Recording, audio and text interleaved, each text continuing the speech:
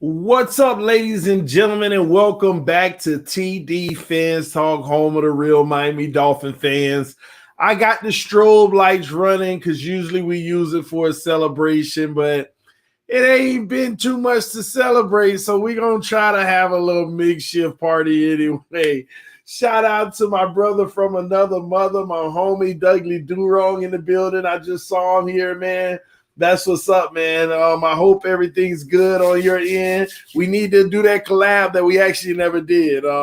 We'll get it in pretty soon. I got really busy that week, but we'll get the people what they want because they want to see you, Doug. So we're gonna get on it, man. Listen, we're gonna talk about a few things, ladies and gentlemen, and then I'm gonna drop the link, allow people to come in and let's have a good conversation so we can, just have at it, man. We got a lot to talk about. We want to talk about, what we finished off with on the last stream. Tua Tagovailoa, sticking to the plan, staying the course.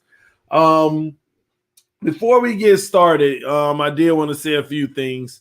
First off, a lot of people hit me up on Instagram. Watson say he don't want to come to Miami, TD. Listen, ladies and gentlemen, I'm not listening to any of that, okay?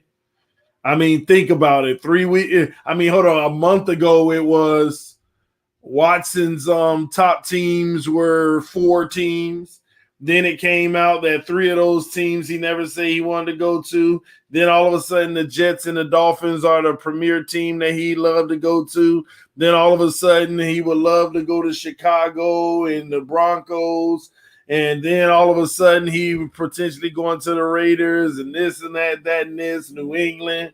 And then all of a sudden, Watson say he actually don't even want to go to Miami and Jets. It's a whole bunch of writers getting they shine right now, trying to feel like they're breaking some news. It's all fake, okay? I don't want to hear not one bit of what he say he don't want to go. Okay? It's all whatever, man. Listen, and a lot of times it be trolls and stuff, and people, well, this was a reputable source. Yeah, it's been a lot of, guess what? It was a reputable source that said he prefers Miami and the Jets as his premier destination as well. So I'm not getting into all of that crazy stuff, man. Time will tell whether we have him or not. That is all that matters. I see the homie EM in the building. What's up, man? I'm about to drop the link, and while people are coming backstage, I'm not going to let you on yet because I'm going to say a few things. Here's the link if you want to come through and have this conversation tonight. The link is being dropped. I need to be able to see you, okay? I need to be able to see you. We want to have a really good stream. Congratulations to all the TD Fans Talk members. We hit 1,000 likes on the last video. 1,000 likes on the last video. Thank you all. Thank yourselves. That's big time. That is next level big time. But we're not going to sit here and drop the ball right now. Hit that like button, ladies and gentlemen. We got 150 people starting out, and we only got 70 likes. Punch that like button. Let's get the likes up, ladies and gentlemen.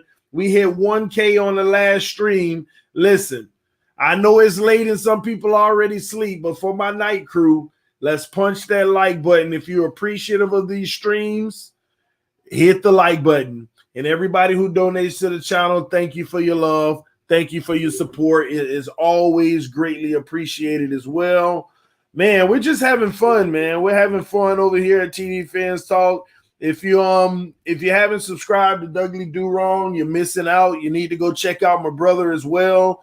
Yeah, I mean, he always with the fire streams, man, and they're more streamlined to give you the information you want, so you can keep it moving too. In many cases, so all you all who are busy and can't watch these full interactive streams, I'm telling y'all, if you want the information, you got to go hit my boy up, man. Dougly Do Wrong. He's been in the comment section, so all you got to do is click his avatar, and it's an easy subscribe. All right. So I got about 8 people backstage. Before I bring people on, real quick, a few other things I wanted to quickly talk about. Man, what did I want to talk about? Man, hold on. It was on the top of my head. A few other things I wanted to talk about. Let's see here. Man, I guess it did escape my mind. It'll come back to me. It'll come back to me, man. We'll get to it. But yes, man, I see everybody backstage. Please just be patient with me. I'm going to bring y'all on in a little bit. We got 180 people watching right now. We're going to be coming up on 200 soon. Let's see. Hold on. Let me see. What is that? Okay, cool. Everybody's showing themselves. Let's see here. Man, I got like 4 people frozen. Honor, I see you. Hang on. Triple S Podcast. Hang on.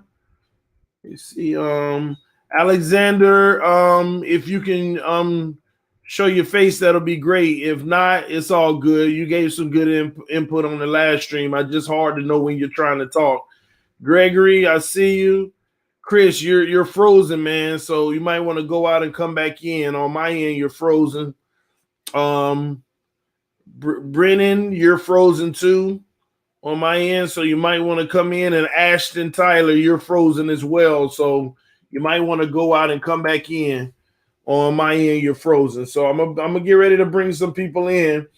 I'm doing good, Logan. How you doing? All right, man. I'm gonna time myself real quick because I am about to like literally run and fill up my cup with water, and I'm gonna give myself 30 seconds. Let's see if I can complete it. Go.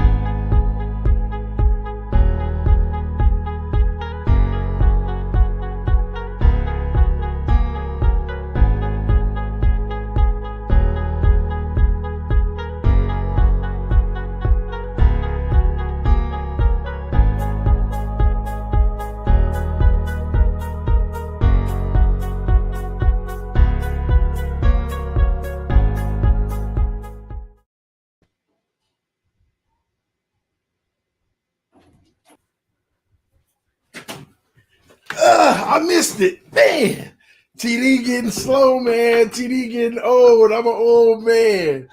Oh, man, I missed it by like 4 seconds, man. TD getting old, man. Got the H2O, but I couldn't get here in 30 seconds, man. So I said, don't fall, TD. Oh, man. Man, I got to tighten up. I got to get my gym together. I'm already out of breath. I was, whew. And then the door was locked. I was like, oh, man, I locked myself in here. That's what did it, because TD would have made it, man. I would have made it. Put it like that, all right? Man, anyway, again, y'all hit that like button. We're over 200 in the building. Punch that like button, ladies and gentlemen. Punch that like button. TD about to take Jasecki's spot. He ain't ready. I'll be out there running them Chris routes. Listen, just sign me on the league minimum. Give me the league minimum. I'm going to go out there and sacrifice everything I got. I still might get cut in camp, but give me a few of them camp checks. I'm good.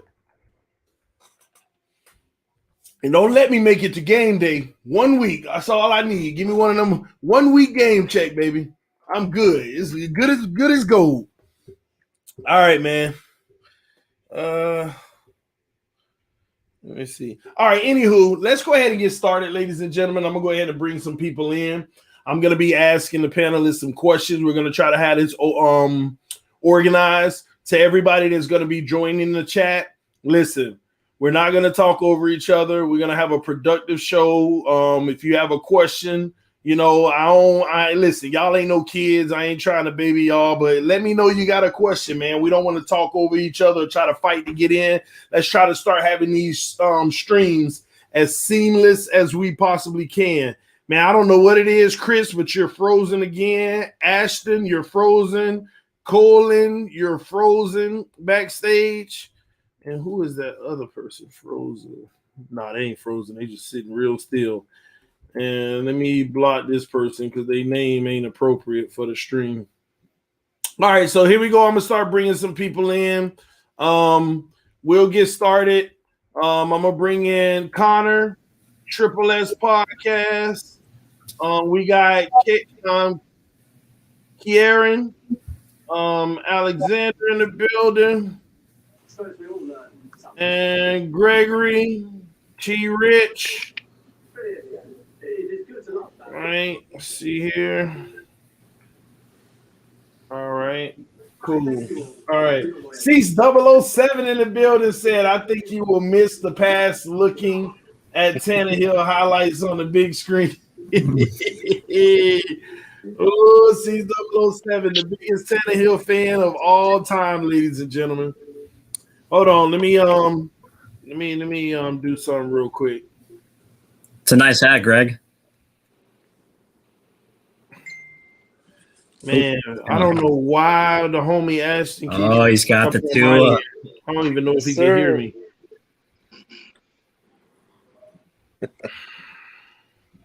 Shouts out to Ohio State. Let's get it. All right. Let's see. One moment, guys. I'm just finishing it up. I keep getting the same people that's freezing up on my end, and I don't know why. They'll move and then they'll stop. Yeah, I don't know. I'll figure it out eventually, man. But anyway, let's go ahead and get this show started, man. Listen, first and foremost, this is how we're gonna start it. I got T Rich, man. That's T Rich. We got the number 1, 2, and here. Oh, I just noticed the number 1, 2, and 2. He is the only person that has admitted that he is a 2 dear in heart. See, I ride with him, man. At least he admitted, baby. At least he admitted, man.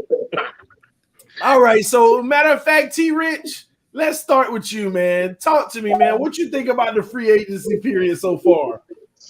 I honestly don't care too much about the free agency.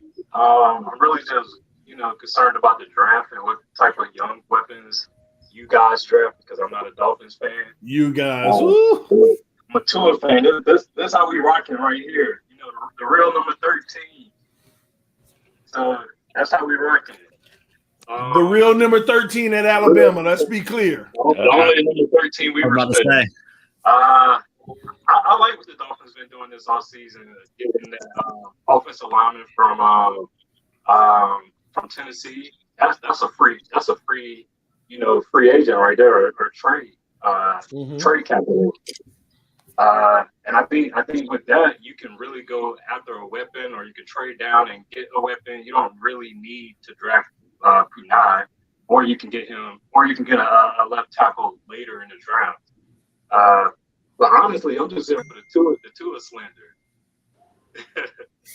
What, you're here for the Tua slander? Yeah, You missed it earlier. I gotta defend it.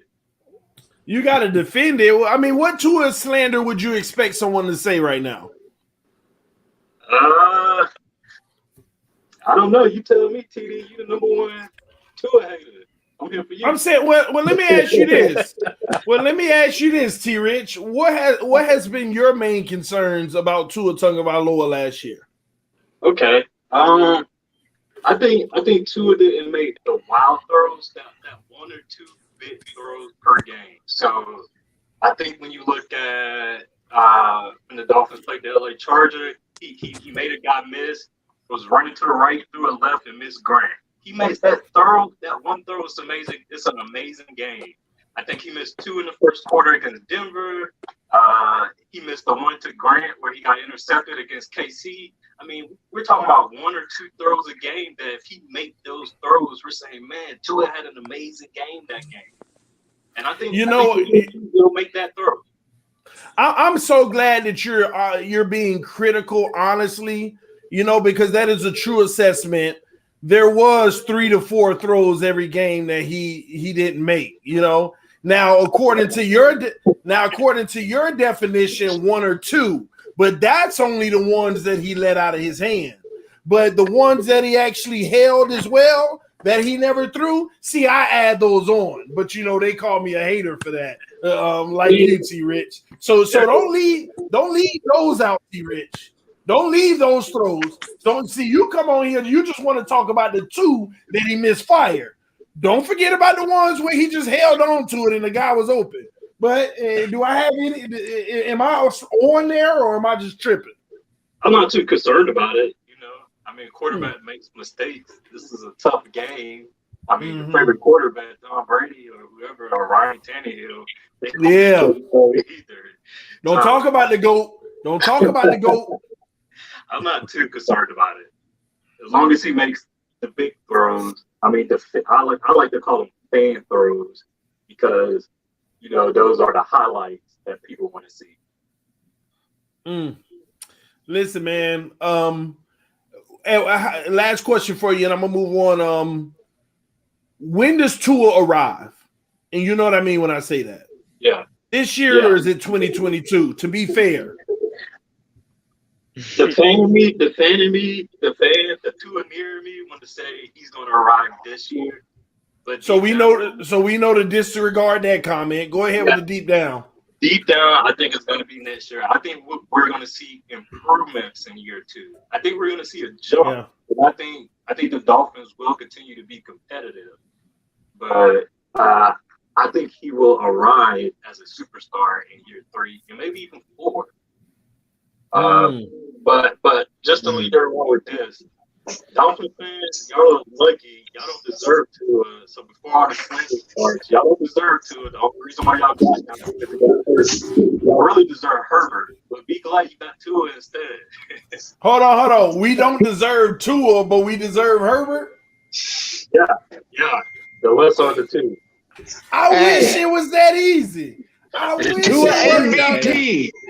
Hey, it's Watson or Tua. It's simple as that. There's no other way around it. I feel like.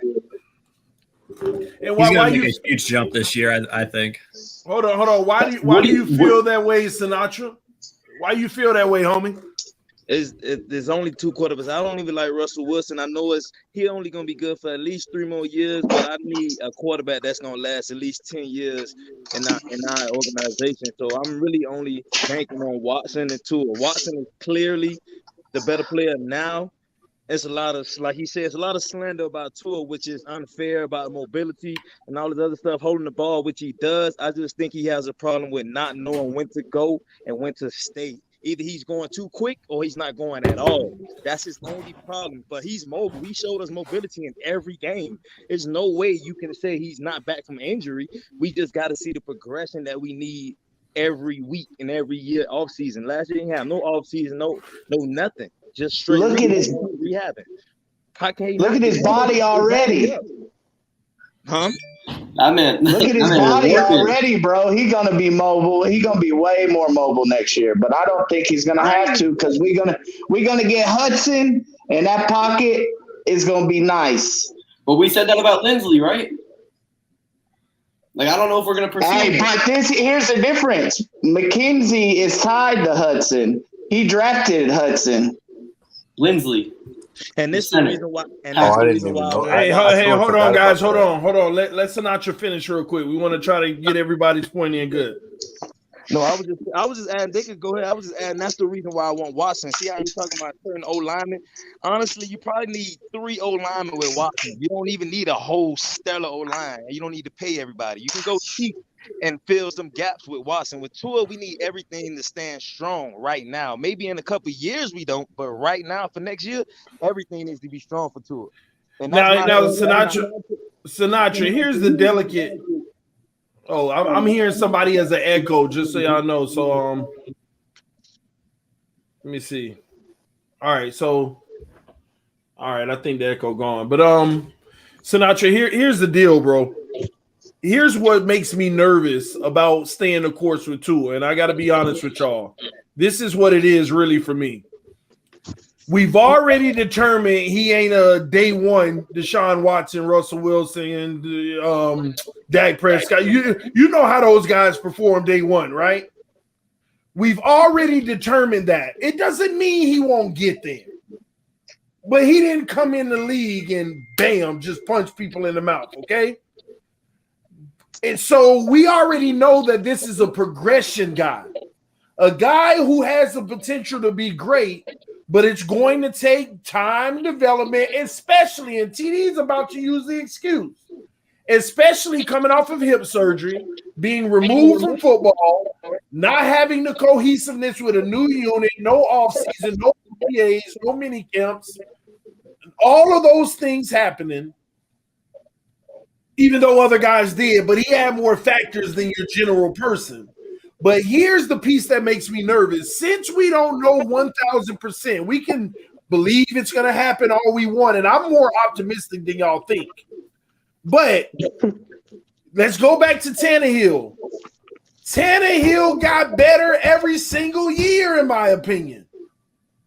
About right. But you giving a false assessment if it's only been 1 year for Tua. If you going by every year for Tannehill, we gave Tannehill 7 years. Exactly, but that's the point that I'm coming to make. That's what makes me nervous. I want to see progression with Tua, but just because you see progression, it still doesn't mean that the end result is going to be where you want it to be.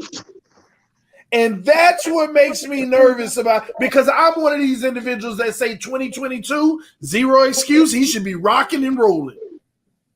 And believe it or not, TD's version of rocking and rolling still don't mean he got to be Mahomes. Still don't mean he got to be Russell, Dak, Watson. It don't mean any of that. As far as I care, just take that leap to where, just like this year, you're not turning the ball over, you're not losing games, but you're actually not punting on every possession.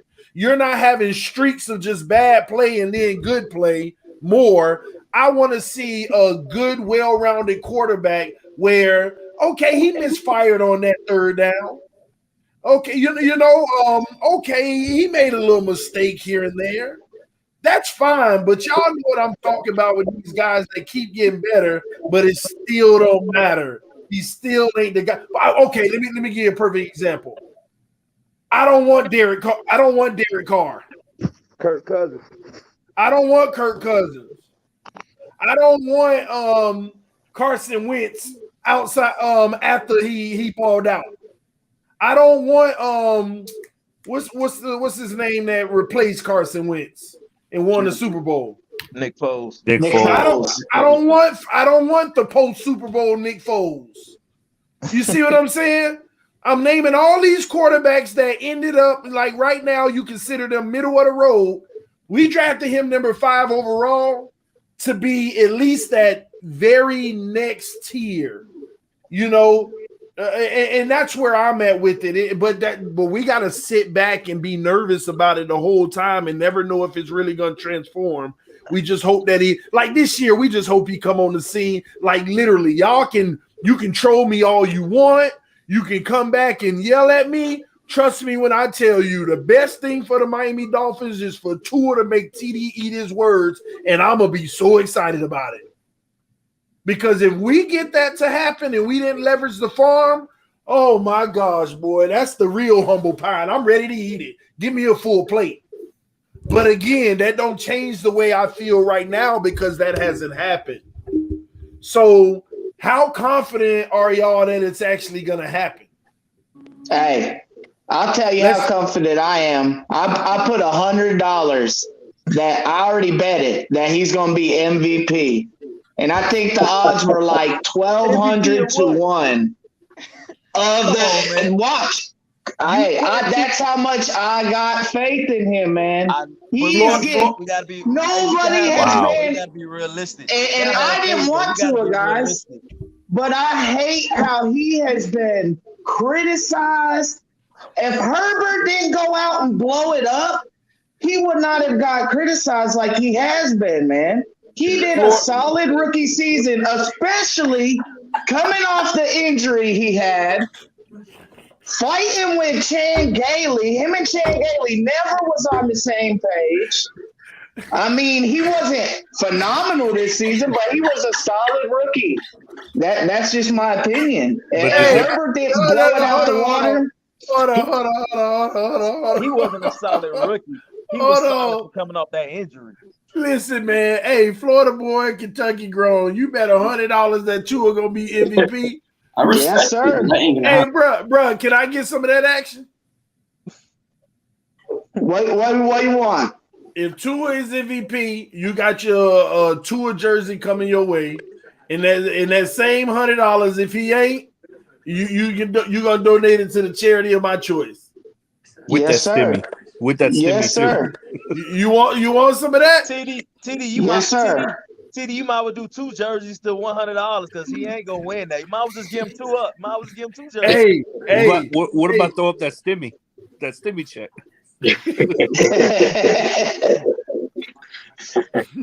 No, I'm down with it, TD. I promise. I'm down with it.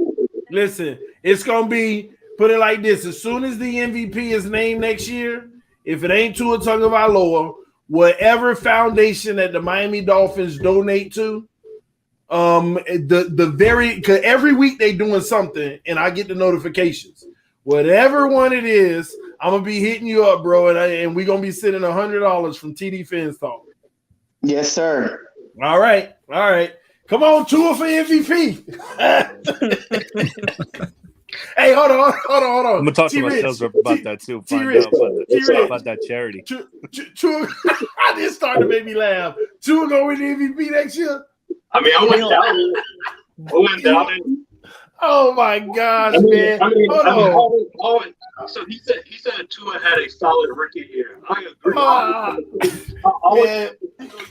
The projection, if you project out his numbers of his starts to a 16-game season, 25 touchdowns, 34. What is wrong with y'all, man? 25 total touchdowns, 3,400 yards. Horrible rookie year according to Dolphins fans. That's okay. Did Burrow have a good rookie season? Who?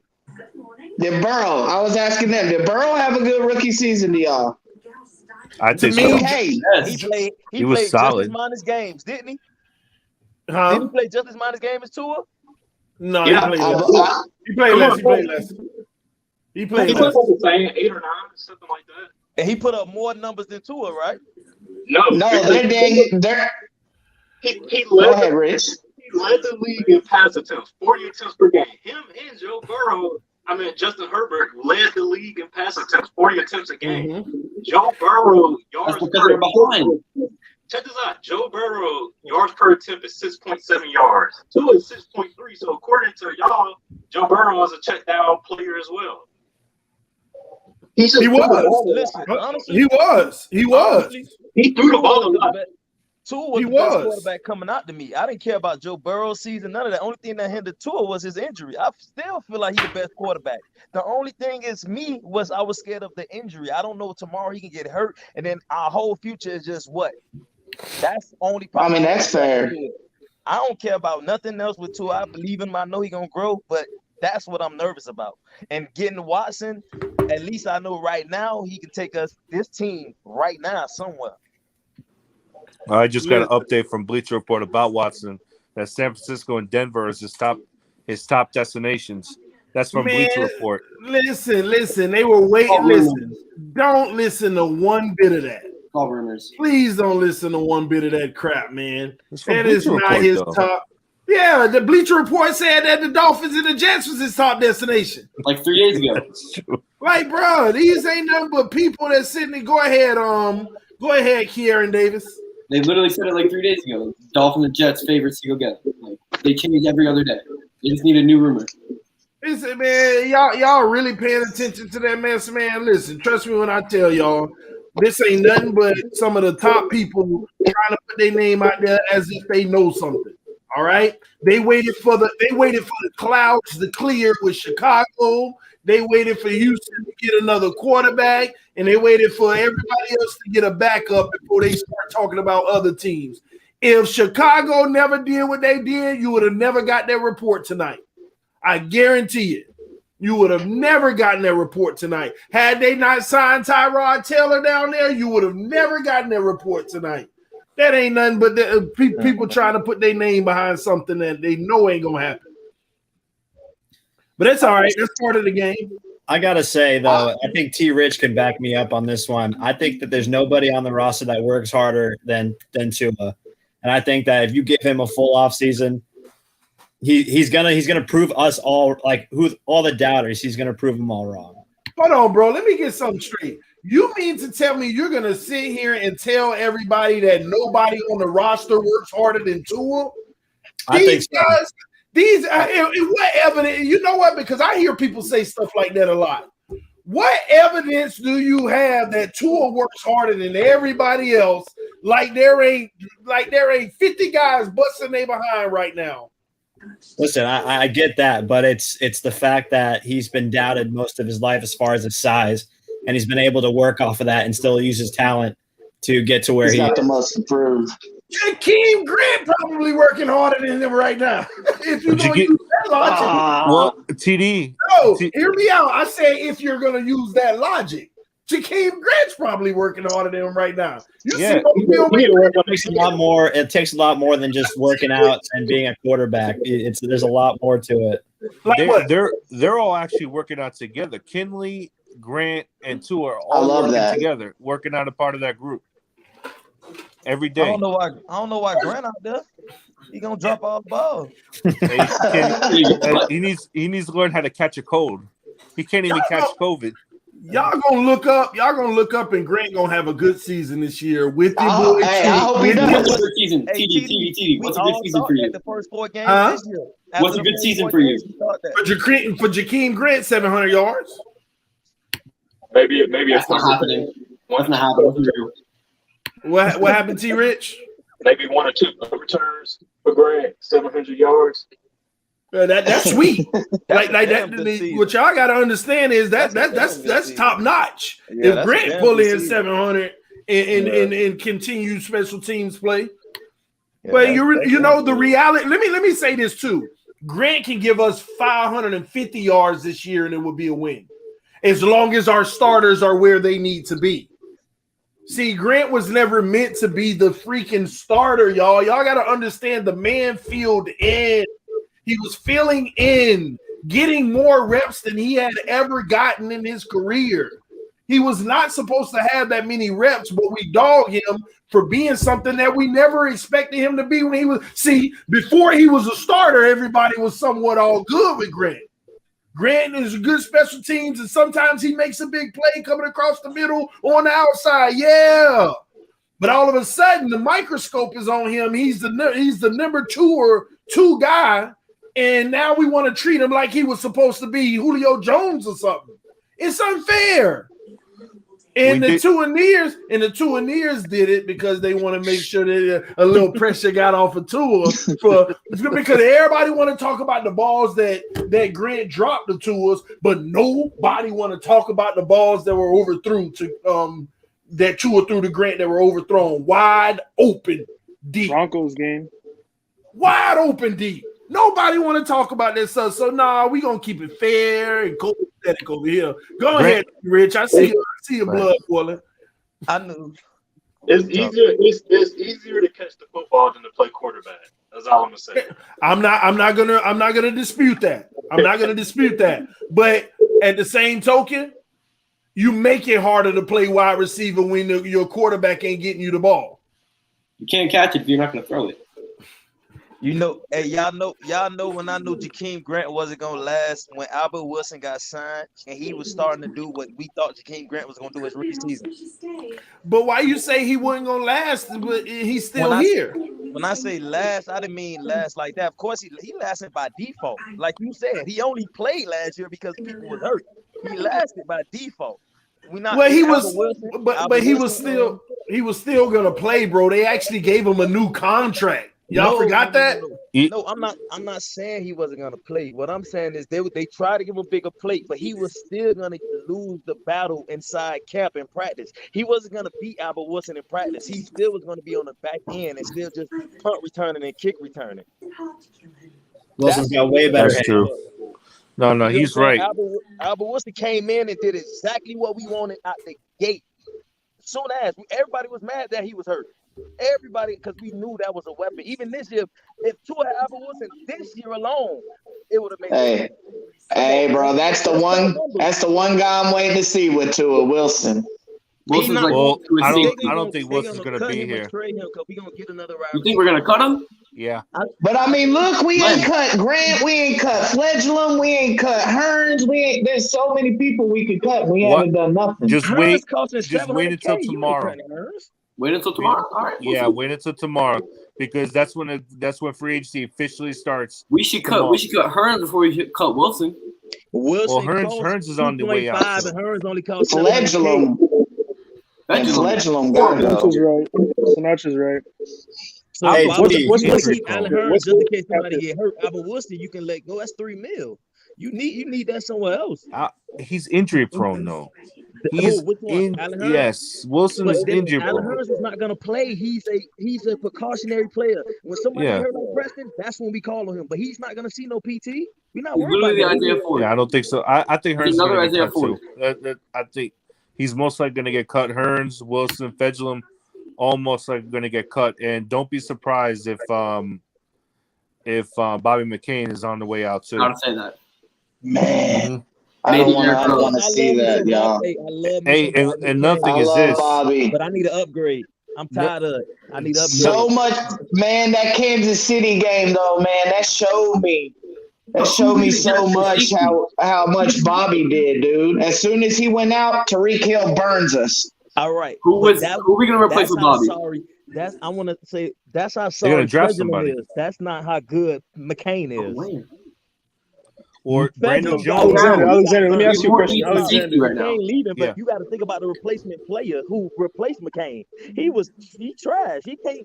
He is only a special teamer. He shouldn't even been on defense. But hey, let me read you guys Alan Hearns' contract real quick because I don't think it makes sense to cut him. So this year his cap hit is $2.883 million with a dead cap of 3.36. So we'd actually be losing money. But then again, next year he's a $3.6 million cap hit. And his dead cap's only $433K. So overall, we'd win, but in the immediate term, we'd actually be losing just under $1 million. So, I say you leave him on the roster for the year, like Sinatra was saying. He could be a guy that fills in for Preston. He's comparable. At least he can catch, run a decent route. He's not going to be wowing anybody, but financially and just have that depth, So I think you keep him on the roster for one more year. I think they need to restructure. You got a good point there. Wilson, let me check the got a really contract. good point. Wilson too small to reconstruct. It's like $2 million. Like No, I'm talking about Byron Jones. We can make $9 million off restructuring him, man. Yes, sir. I think we looked into it. I think he said no. I think they should move Byron Jones to safety. No, sir, not yet. Give it 3 more years till he get old, man. They too good right now. Let him get old first. And slow down a little bit. You move him to safety when he need to carry Tua a little more. Stop that. Don't do that. Hey, guys, I got Mac one Hollins thing. ain't carrying TD. I mean, carrying on Tua.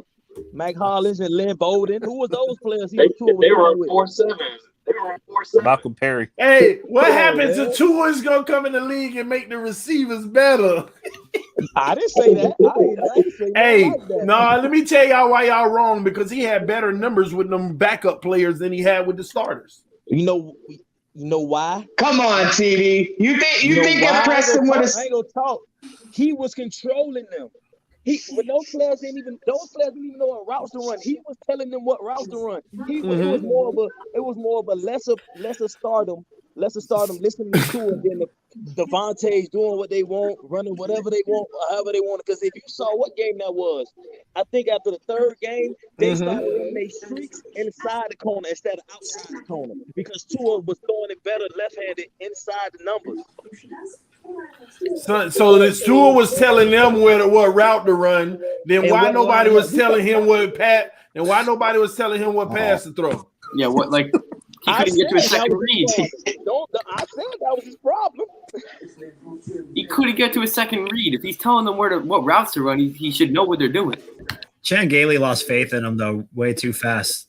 Chan Gailey didn't trust him. That was a big thing. I don't. You see, what RPOs did we run? We never played to his strengths ever. The thing about RPOs, let me just say this. The thing about RPOs is tough to tell because RPO, it could have just been a run play where he gave it. So it's tough to tell.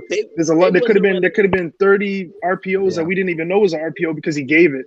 You only know the ones that he pulls. So that I got to push back on a little bit. But they wasn't even running that when the games. If we go, I promise you, if you go back and look at the games that Tua was pulled, they was not even running nowhere near the offense they was running the other games. I'm literally watching it like that Broncos game. And that Raiders game. They was not running no fake read options. They wasn't even running no regular runs. They was doing all type of extra shit I never even seen before. That's why I'm like, what are y'all doing? Like somebody on ESPN posted in those 2 games he was pulled, they ran like 10% RPO compared to the other games. Why all of a sudden those games he was pulled in the third quarter, they only ran 10% RPO the whole game? Hey, can I answer your question? Can I answer the question why? Because everybody kept crying to open it up. So when they opened it up, he never met the bar. Every single time. That Cardinal game showed me everything, though. Hold on. Go look at those games. Go look at those games and go count how many attempts that man took to throw the ball. Every single time they opened up the playbook, what happened? What about the Cardinals? The interceptions. What about that Cardinals game? What about that Chiefs game? Like, because Godsey was the OC in the Cardinals game. And that Cardinals game played amazing. He showed me everything. No. So first of all, everybody gives him the Cardinals game. Nobody can deny the Cardinals game. What about but do not sit here. Don't sit. See, once again, how many games out of 9 games did Tua put 4 quarters together? No.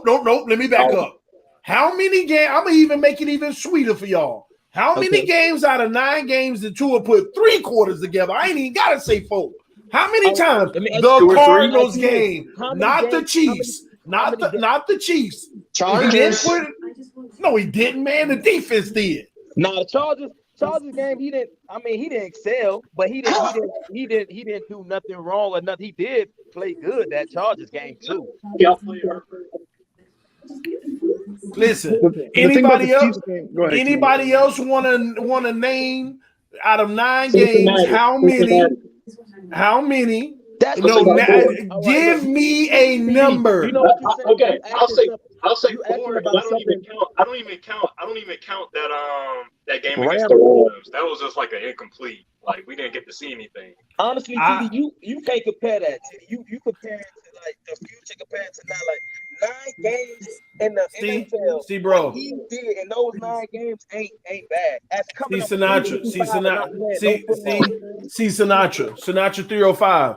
I'm not trying to compare nothing. All I did is ask a simple question that I'm looking at men who are dancing around. How many rookie quarterbacks? I'm gonna say 3. I'll say 3. Let me ask you a fair question. What 3? Let me ask you a fair question, TD. Name a rookie quarterback that gave you a full 4 quarters and name how many they gave you. Name how many Joe Burrow or Justin Herbert gave you a full 4 quarters. Herbert. Name one.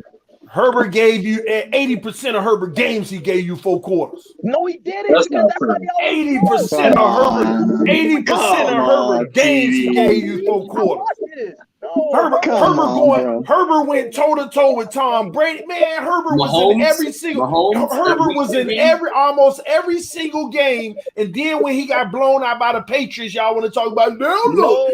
Herbert was coming down to the wire, almost winning those games. No. TD, you forgot the game's coming down to the wire when they up 17. Why they coming down to the wire up 17, TD? Hold on. He just made my point. Games coming down to the wire up 17. Hold on, ladies and gentlemen. Hold on, ladies and gentlemen. I gotta answer his question real quick. Games coming down to the wire up by 17. First of all, let me answer it by saying, guess how they got up by 17? 3 quarters of excellent play. And guess how they got caught up on? Because you got some incompetent coaches want to be preservative up by 17 with a trash defense they didn't do it in those cases in the 4th quarter. When they were up by 17, when they were up by 23, when they were up by 10. All right, bro. I was watching these games. The coaches in the 4th quarter up big. The coaches want to start running the ball. They punt it, and their defense couldn't stop a nosebleed. And they having shootouts. How did Herbert get interceptions in all those games? So they got up 3 touchdowns. Bro, I ain't never complained about an interception to or through. That's what rookies do. We talk about being a dog battling out there. It ain't about one interception. It's about the interception. If you're up 17 and then the team comes back and they're only down 7 and then you throw the interception to give them the ball back to tie the game, you're at fault no matter what. Bro, hold on. You missing a key point. Yes, if Tua Tagovailoa is balling out in the game and he done threw 3 touchdowns and got us up by 17 and he throws an interception in the 4th quarter, I ain't blaming Tua because he the only reason we in that position to begin with. But we don't even got to worry about that because of our defense. That Chargers defense did not help him one bit. Can I ask one question to the panel? Of course, bro. So everyone that's saying more than one game, I'm trying to think like. For me, it's the Arizona game. Like I'm not giving them the Chiefs game because think about this. Think about the first quarter our defense put together. The Byron Jones pick off the Van Ginkel play, the Jerome Baker sack. We didn't cash in on anything. So can I answer that? Can I answer that? We have 14 points in that quarter. You can't. But can I answer that? Go ahead. All right. So you got the missed field goal by Sanders. You got a drop pass by Grant. That ended the drive. I don't care that he dropped the pass. That was a bad throw, but go on. Bad throw, but go on. I said that it ended a drive. It was a drive-ending play. It ended the drive. The missed field goal by Sanders. He threw a touchdown pass. He had a drop touchdown pass by Parker in the back of the end zone. Yeah. I mean, these are points. Yeah. These are points. He had a Hold on, y'all. Watch me destroy this old fake narrative. Keep going, T-Rich. Keep going, T-Rich. You ready for me to respond to that crap? I think at the half it was 10 to 14. But if Parker catch that pass and Saunders, who is a good field goal kicker, I'm not gonna throw Saunders under the bus because he's one of the best kickers in the league. Yeah, he's gonna miss. If he catch that pass, that's 7 points. And that's like the Grant dropped that. And if Tua throws a better ball to Jakeem Grant, he walks into the end zone. So like, hold on. You can play the if game both ways. And I said that in the beginning of the stream that Tua got to make a better pass on that. T-Rich, okay, listen, y'all. Let's get something straight here. Let me tell y'all what they do. I'm gonna show y'all the characteristics what they do to make light of stuff. Because y'all know that the Dolphins had almost 30 freaking turnovers this year, right? The Dolphins was getting in and at it. They were balling this year. Let me tell you what they do. When Tua played those 9 games, The Dolphins almost had literally almost 18 turnovers during that stint. And we didn't cash in on nothing. Here's what they do out of 18 turnovers. They want to mention four situations.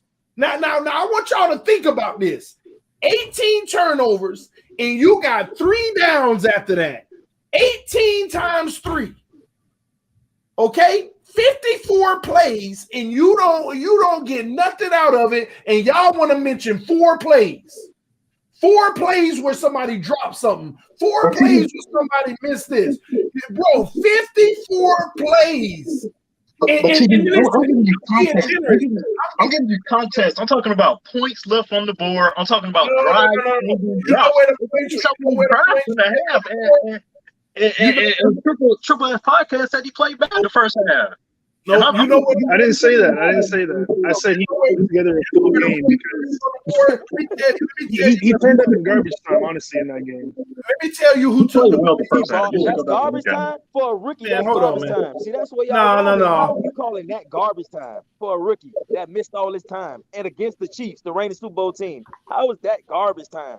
Because it was the end of the game and we probably weren't coming back. That's usually what people call garbage time. All we needed was one stop. I don't think that was garbage time because they only lost by 6. I give Tua the 4th. Yeah, but we scored right at the end, didn't we? Yeah, that's exactly. The field goal by Sanders. The 4th quarter of that game. I give him the 4th quarter of the that was not. Give him the first half. And honestly, hold on. Whoa. What did T Rich say? Listen, that's what I'm saying to Triple. That's why I'm responding to Triple S. He played very well that first half. The only knock I could really give to Tua on that first half was that pass to Grant. It wasn't a horrible throw. He underthrew it. A lot of receivers made that catch. Somebody remind me what happened to the Byron Jones pick? Okay. Maybe you're right. Maybe I'm off because it's a long time ago, right? It's a long time ago, so my memory's probably off. But all I'm saying is, Grant dropped the pass. Maybe he had 3 decent quarters. Maybe he had 3 decent quarters that game. But there's too many times, and TD just mentioned it. There's too many times where our defense had way too many turnovers. And anyone who disagrees with this, I'm gonna call BS. How many turnovers did we not cash in on? That's supposed to be momentum switches. That's supposed to be you got the momentum behind you. You're supposed to be cashing in on turnovers. This the fact. Yeah, I will also. Sinatra, what you saying? It's so crazy to me, Triple S and TD, how y'all say, oh, Tua this and Tua that. Nah, it's not Tua this and Tua that. It's the whole freaking offense. That whole team. Y'all really you're right. No. I agree with you, bro. I agree with you. You're right. They're blaming everybody else. It's a whole collective. The whole offense. No. I agree with you, bro. I agree with you. Let me tell you what I do. Let me tell you what I do, Sinatra. I just want to keep it 1,000 with y'all before y'all think I'm going on the dark end. I'm 1,000% in agreement with you, bro. It is the whole team. I only start looking one way when people want to get out of the middle of the whole team and start talking about everybody else and leave Tua out. So I just have to remind them of what his impact as well. That's all it is. But you're right. It's a whole team. But people want to skip right over that, and that's where the problem comes for me. It ain't cool, man. And Tua there was a lot of offensive line breakdowns. And let's be real. If we want a real franchise quarterback, Tua got to be scrutinized how he's scrutinized because that's how franchise quarterbacks are scrutinized. They got to take their team where they need to be at. Until he do that, we can't say nothing. Yeah. Until he do that, we can't say nothing. That's a good point, though. When he do it, that's just gonna be more joy for us because we was right here along the way, waiting on him to show everybody. So that's how I see it. Can I ask y'all something? Can I ask y'all something from someone that's not a Dolphins fan and who just riding the defense? The defense wasn't that great against the big time offenses in the league. Nah. Once again, you got to put that on the offense because you got to play give and take. Because if you stay on the field long enough, if you score a point, they get worn down. You got to apply pressure on your defense. You apply too much pressure on that defense that's already putting pressure on the offense. Bills game. Sinatra, I'll give you that for a good defense, but we're talking about great defense. Like, what do you mean by great defense? Are we talking about 2000 Ravens? Hold on. One second. Did the 2000 Ravens need the offense to play well? That was a great defense. We was not shutting down Russell Wilson till we. I mean, we ain't that great. We ain't no 2000 Ravens. He said we not putting turnovers. The turnovers make the defense great. Yeah, maybe not great of stopping somebody, but turnovers and third down efficiency was the best in the NFL. How is that not great, bro? If you name that to any other defense, you would have said that's great. But when it comes to the Dolphins, it's not. That's what I hate about people. Yeah, but look at the total rankings. Total defense. The total defense against the 25th best schedule in the NFL. Our offense gave our defense nothing. And one year we did it. In one offseason with no OTAs, no nothing. Don't forget none of that. We have none of that for nobody. And we became top 5 defense, bro. That's crazy. You got to give props and props is due. With players just let go. With players we just let go, though. That's crazy. But it was a top 5 defense against the 25th ranked schedule in the NFL. And every time the Dolphins play a great team or a good team, Russell Wilson, Josh Allen, Patrick Mahomes, Kyler Murray. I mean, they made Kyler Murray look like he was the MVP. They gave up their Seahawks game wasn't on the defense. Hey, Mahomes did not have a good game against us. No, he got more picks in that game. Mahomes did not have a good game against us at all. Who didn't have a good game?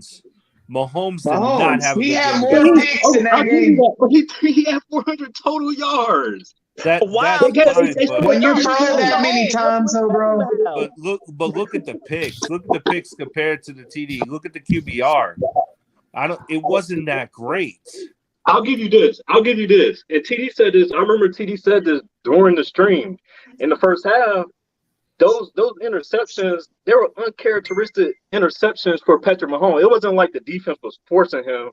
Not what? Not the one that. Hold on. Andrew Van Ginkel. Hold on. The one he threw to Howard, that was an amazing defensive play. But the one that the two that he threw in the first half, it wasn't good. And I remember TD like, don't worry, they moving the ball up and down the field whenever they want. We forced the first one. Andrew Van Ginkel forced the first one. But look, only one of them was a bad change that game. You want to know what really changed the game is when somebody said it earlier that Bobby McCain went out on a Tyreek Hill touchdown. Yeah, when that changed the entire game around completely. That right there changed the entire game completely.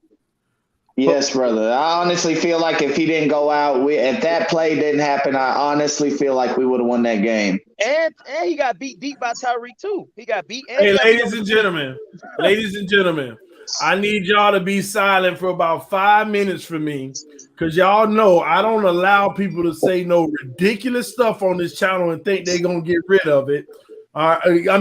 Get away with it. So we're gonna put this center stage for the homie, Mr. T Rich. What's we're up? gonna center stage. I want you to pay attention. Clear and easy. And if y'all don't believe me, I want you to go right back, ladies and gentlemen, to the Kansas City Chiefs game, play by play. This guy had the nerve to say get 2 of the first half too. Let's go. First possession, Miami Dolphins have the ball. First down, incomplete to Devontae Parker. Second down, you can listen. Call it what you want. I just want you to tell me what the common theme is here. Okay? No, I'm gonna give you context. We're not about to second down, 1 yard run. Third down, incomplete pass to Jakeem Grant. That's one of his Call best it what you want. Drop. That's one of his best passes of the season. Dropped. Matt Hack punched the ball. Guess what our defense does on the next possession? Intercepts Patrick Mahomes. And what did they do? They give Tua the ball on a short field at around the 50-yard line. The 50-yard line, ladies and gentlemen. I think it's the 40. Hold on. I'm really Excuse me. Matter of fact, the first play got it to the 50. It was a 43. Washington runs for 7 yards. Tua pass to Shaheen, 16 yards. Finally. I think that was a touchdown. Lynn Bowden, incomplete. Tua scrambles on the left end for 7 yards. Things starting to go. Tua pass incomplete to L. Bowden. Jason Sanders misses a 45-yard field goal. So he made that in his sleep. Yeah, but but that's on Jason Sanders. But we couldn't convert. The very next drive, the Chiefs have a negative 32-yard drive because we kept sacking Mahomes, and they punt the ball. And the Miami Dolphins get the ball at the Kansas City, ladies and gentlemen, 44-yard line. We already in Kansas City territory. So finally, we're literally yes. Deshaun Watson has like a assault against him, and he's getting. I'm about to talk about that in a second, man. I'm trying to clear my mind of that crap. The very next, we finally get the ball at around the 43-yard line. Piece of cake. Washington 1-yard run. Washington -2. Tua picks up a big 14-yard gain to Gesicki. He saved us that game because he ain't played. We would have got really blowed the fuck up. Yeah, Gesicki balled out. And most of them catches Gesicki caught was in double coverage. He made heck of plays. Triple coverage. Washington 6-yard run. Tua incomplete. Tua to Grant for 18 yards. He ain't dropped that one. And Gesicki with the 7-yard touchdown. We get us a touchdown on the board. Very next drive, the Miami Dolphins intercept Patrick Mahomes again. We are up 7-0. The Dolphins have the ball in Kansas City territory again at the 47-yard line, bro. 47. Washington, 2-yard run. Tua, 7-yard pass. Washington, 2-yard run. Picked up the first on the run. Tua, 16-yard pass to Gesicki again, but ineligible player downfield. No play. Tua, pass incomplete to Washington. Tua, pass short right, 10 yards, but we still 3rd and 5 in that situation. Tua, Bowden, 14 yards. Okay, are we picking up steam here? Bowden, 2 yards. We move the ball every Sounds like he's really good. No. We get the ball to 46. No. What we do, we get a first down, then we punt. Remember, we started at the freaking 47. See, that's what we do. We'll get a first down, and then we'll punt the ball. To end the drive, Tua throws a check down for 2 yards, and then incomplete to Parker, and Jason Sanders knocks in. That was a drop. Okay. That was a drop touchdown. Hey, can I respond to that contest? That penalty was a 15-yard penalty that made it 1st and 25. Is that Tua's fault? Did Tua play back? No. I didn't say it was Tua's fault. 15-yard penalty. You just emphasized that he threw it short on the 3rd and 15, and he only did it 10 yards. You didn't say that, but you tried to make him seem bad on that tip. It was. I know. It was bad on that. So anyway, the next drive, the Chiefs like enough of this crap. They score a touchdown. So especially when people say our defense wasn't this and that, the Chiefs put up. There's people that say the Chiefs still put up 33 points. Look at what our defense is doing at this point in the game, but the offense isn't really capitalizing on it. Mm-hmm. Okay. And look, TD skipped the drive where Parker dropped that touchdown pass. Or did we get to that yet? No, we got to that. We got to that. Yeah, bro. See, you trying to double up situations so it don't look bad. Let's keep going. The very next drive, the Miami Dolphins, after the Chiefs said enough of that, we're up 10-7. What happens? Tua, incomplete, short left to Devontae Parker. Luckily, the Kansas City Chiefs get a penalty for unnecessary roughness, and it went on with Solomon Kinley. But then it was still upheld, even though Solomon Kinley had an ineligible downfield because it superseded it. So we got bailed out of that incomplete pass. So now we got a fresh 1st and 10 off of a penalty on the defense where they basically hit Kinley. Then Washington runs for 2 yards. Tua Tagovailoa sacked for 7 yards. Tua Tagovailoa scrambles up the middle on 3rd and 15 and gets 2 yards. And the MVP plays again. Matt Hack punts the ball. Chiefs come back and the defense correct their error and they make the Chiefs 3-and-out punt on -5 yards. Next drive, Tua Tagovailoa pass up the middle to Grant, 12 yards. Grant moving now. D. Washington, 3 yards. Tua incomplete to Callaway. Tua pass deep middle intended for Grant, intercepted by Mathai. And let me tell you something. Don't make me pull up the replay on that interception where he threw it. Grant had his man burnt. And Grant literally had to slow down and wait on it. And the guy hit him and it popped up in the air and Mathai got it. That would have been a touchdown. So that wasn't a drop. Even though he had to slow down, he couldn't have caught that ball. No. It was not catchable because the defender, technically, I would have liked the pass interference. Because the defender hit. Go ahead, my bad. What happened? Go ahead. See, we want to talk about, this is what we do. We want to say, yeah, but do you think he still could have made a play? How about we take the easy route? Throw the ball right and it's a touchdown. Oh, in that case, how you take the easy route? Catch the ball and it's a touchdown. Yeah. No. Let's go with what happened first. When you use that logic, you gotta go with what happened first. No, the first thing that was done wrong was the ball was thrown the wrong way. Grant had his man beat by 4 feet full speed, and he had to slow down, and then the guy hit him, and the safety caught the pick. It was a bang situation. I don't agree everything what T. Rich said. You're right. I get that. But how can you take away what T. Rich said about Devontae Parker dropping a touchdown, but then say what you just said about Tua? Hold on. I didn't take it away. I said yes.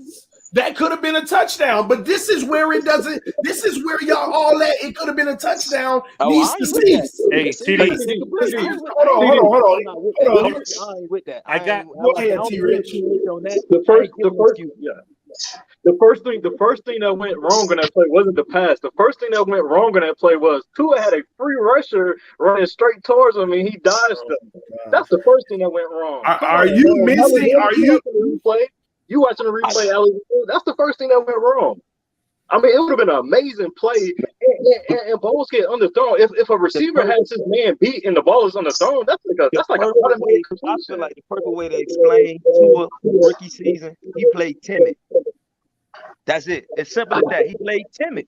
He didn't play like I didn't even see like.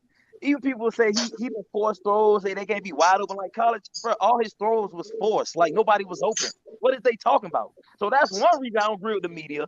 The mobility I don't agree with because he showed us every game he's mobile. He just don't know when to use it.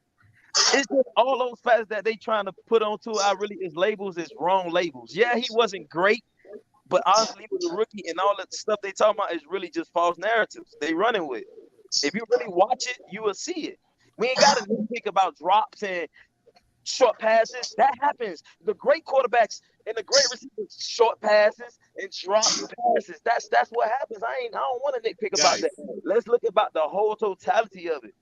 He played timid. He played scared. But that's what's supposed to happen to a dude that didn't play in 363 days and then go to the NFL. Like, come on. Guys, I had a catastrophic injury. TD. Yes, sir. So let's look at this again. All right. Okay. Make the screen big. Make the screen big. Oh, you know I am. Don't worry about it. Don't worry about it. Because this is stuff I be talking about. This is hold on. I'm gonna get it big. Hold on. Let me see. All right. Because you see him dodge the person. He should have hit him. But hey, I don't care nothing about no dodge. He had a clear. He had a clear dodge. He had completed the first part of the play. I don't know what is this. Oh, no. That was nice. No. Hey, T-Rich, all I'm gonna say to that is when we seen Deshaun Watson dodge 3 people in the backfield, then throw a bomb, and it's accurate as hell. What do you call that? That's what Hey, bro. How long Watson been in the seat? How long has Watson been in the league?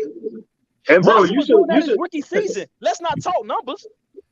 Sinatra, you should go look at the Deshaun Watson game versus the Chiefs. First game of the year, primetime football. He played horrible. They got blown out. And I think you talking this year? You talking this year? Yeah, this year, first game of the year. Listen, honestly, I'm gonna tell you, bro. Like I said, I'm not a perfectionist.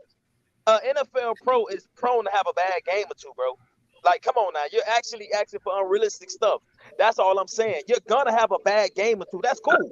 But how is the other 14? And that's why you have a whole team. Deshaun Watson can have a bad team. A bad game over here and still win. Let's not forget he didn't have DeAndre Hopkins, and we can look at the best receiver in the league. Yeah, go back to the playoff game that he had against Kansas City, where he put up 28 points on him. What about the game against the Bears? That was 28 zip. Let's not talk. 28 zip. I think 21 zip. Give me a second. Yeah, he shook off those two defenders. That was, that could have been a sack if that was any. That's promise. That's a sack. That's a hell of a play. Just to even. Yeah, but Tom Brady, that's the thing. Tom Brady avoids sacks differently. Like, I understand that's a sack, but they just run different off. Like, it's different. Like, I understand what you're saying, but he's a step up into the pocket. Deshaun Watson trying to do something nasty to you. He'll get better at it. Of course. 10 games? That's what I'm saying. Like, 10 games. And he was doing, honestly, I don't see everybody run to that Cardinals game, but his other games he was mobile too. Because like TD said, that Patriot game. Mm-hmm. He was nice in that second Patriot game, man. Mm-hmm. Yeah, and I don't understand. That's what I'm saying. How the media say at the end of the game, taking people for touchdowns and phone booths. That's what I'm like. We need to full screen that play again. Oh, don't worry, I am. While he's getting that ready, Sinatra, to your point, Tua probably avoided 10 sacks. And when I say avoid 10 sacks, I'm not talking about running to the sideline. I'm talking about making a guy miss. He probably avoided 10 but sacks. He also added 10 sacks too. Let's not forget that. We can go back and forth, bro. That's what I'm saying. I understand what you're saying. Now I'm just gonna call it as a whole totality. He played timid because we can go back and forth about good and bad with him, bro. We can go for hours about good and bad with him. That's a rookie season for you. That's what here we go, y'all. This is the play right here. Now I want y'all to see something. This is what I've raved about with Tua. His ability to bam. Look at him get out of that. That's love so that nice. About he did that a lot. But stop right here. Stop right here. This is what I'm talking about. I don't care nothing about him avoiding it if he avoided it. Yeah. Listen, he has zero concern. Yep. He can set and everything. Stop. You see this? Do you see Grant? Do you see this? This is the teardrop you want to catch. This is what you want to hit. Stop. How did that happen? How did that gap get closed? Because Grant got to turn all the way around. And now y'all say he should have still caught the ball. But look. And by the way, just in case you can't see it, the ball is right here right now. The ball is way up here. And y'all talk about, but Grant still could have caught the ball. What are you talking about? Look at this. It's in his hands. No, that's the defender's hand. That's the defender's hand. It's in his hands. That's the defender's hand, man. Yeah, maybe if y'all need a closer look, that is the defender's hand right on that ball. And what Jakeem Grant hands at? On the ball. His hand was trying, and look at his body. He's trying to turn around and still catch it. No. This is all that matters. So y'all could talk about all that other stuff all you want. TD, this is one throw. How many of them dropped when he threw perfect bombs? TD? No. How many bombs did he throw this year? See, this is what I'm talking about, bro. This is all I'm talking about to y'all. I am not discounting the ones that were dropped, but he had just as many dropped that he had bad throws. Yeah. That's all I'm saying. Offset that mess. Stop putting it on the players. I get what you're saying. I agree. I know. But I see what TD's saying. There's a lot of people that don't hold Tua accountable, and it was the whole team. And that's what makes me optimistic, man, because I know Tua he's already showing he's getting his body ready. So all he's got to do is get his mind ready. He's building the chemistry. We get him a better receiving core. I mean, the sky's the limit, man. And what I also heard in that Kansas City game, we had no run game. None. 1 yard, 2 yard, 3 yard. Nah. I didn't hear 4 yards. In the second half, we started busting the runs out. That was the crazy part. In the second half, we started busting the balls out and stuff, bro. Because we came flat. Always, I don't know why. When we come out in the second half, it's just something about our offense want to turn the hell up all of a sudden. And then that's when we started to get the ball rolling a little bit. We started running the ball actually great in the second half of that game. So let me game we stopped and got away from it. So let me, because you make a good point, and we about to get to that. So let's go back real quick. Tua throws the interception, and luckily it's way back in our own territory, but it didn't matter. It's a punt. The Chiefs go down and score anyway, right? But our defense is still playing solid up to this point. They've given something up, but the score has altered from 14 to 10, and we've played better defense than the Chiefs. Okay, but TD, outside of that first drive where where it was 2 drops, it was 2 drops that first drive, so I'm not even gonna put that on Tua. Outside of that, it was 1 punt and that interception, which was like a punt. So how can we go and say Tua played bad? How can we just say he played bad when it's 1 punt in a high? No. Hold on. Let's get something straight. So first off, what I'm arguing with you right now is when you want to bring up Parker's drop that should have been points on the board, we also need to bring up Tua's bad pass that could have been taking points off the board. That's all I'm saying to you. Now, if you want to go there with me, we can actually go every single play in that first half, and you're gonna see some future stuff too. I mean, Sanders did miss that field goal. I said he got to make that throw. That's a missed throw. Like quarterbacks miss throws. Tom Brady That's missed all throws. I'm saying. But look, though, T-Rich, how can you say quarterback miss? Think about it, T-Rich. That's all he's saying, T-Rich. Quarterback miss throws. Quarterback miss throws. Receivers miss catches. That's all. And that's Thank you. But y'all amplifying the receivers dropping. Like just go to something. That's what I'm talking about. Y'all are intentionally amplifying when a receiver drop it so that he don't look bad. I don't give no excuses like that. I see Triple S. He got the Tua jersey. I see you, Triple S. Sir, yes, sir. Hey, I gotta be real. For the most part, I'm with Tua.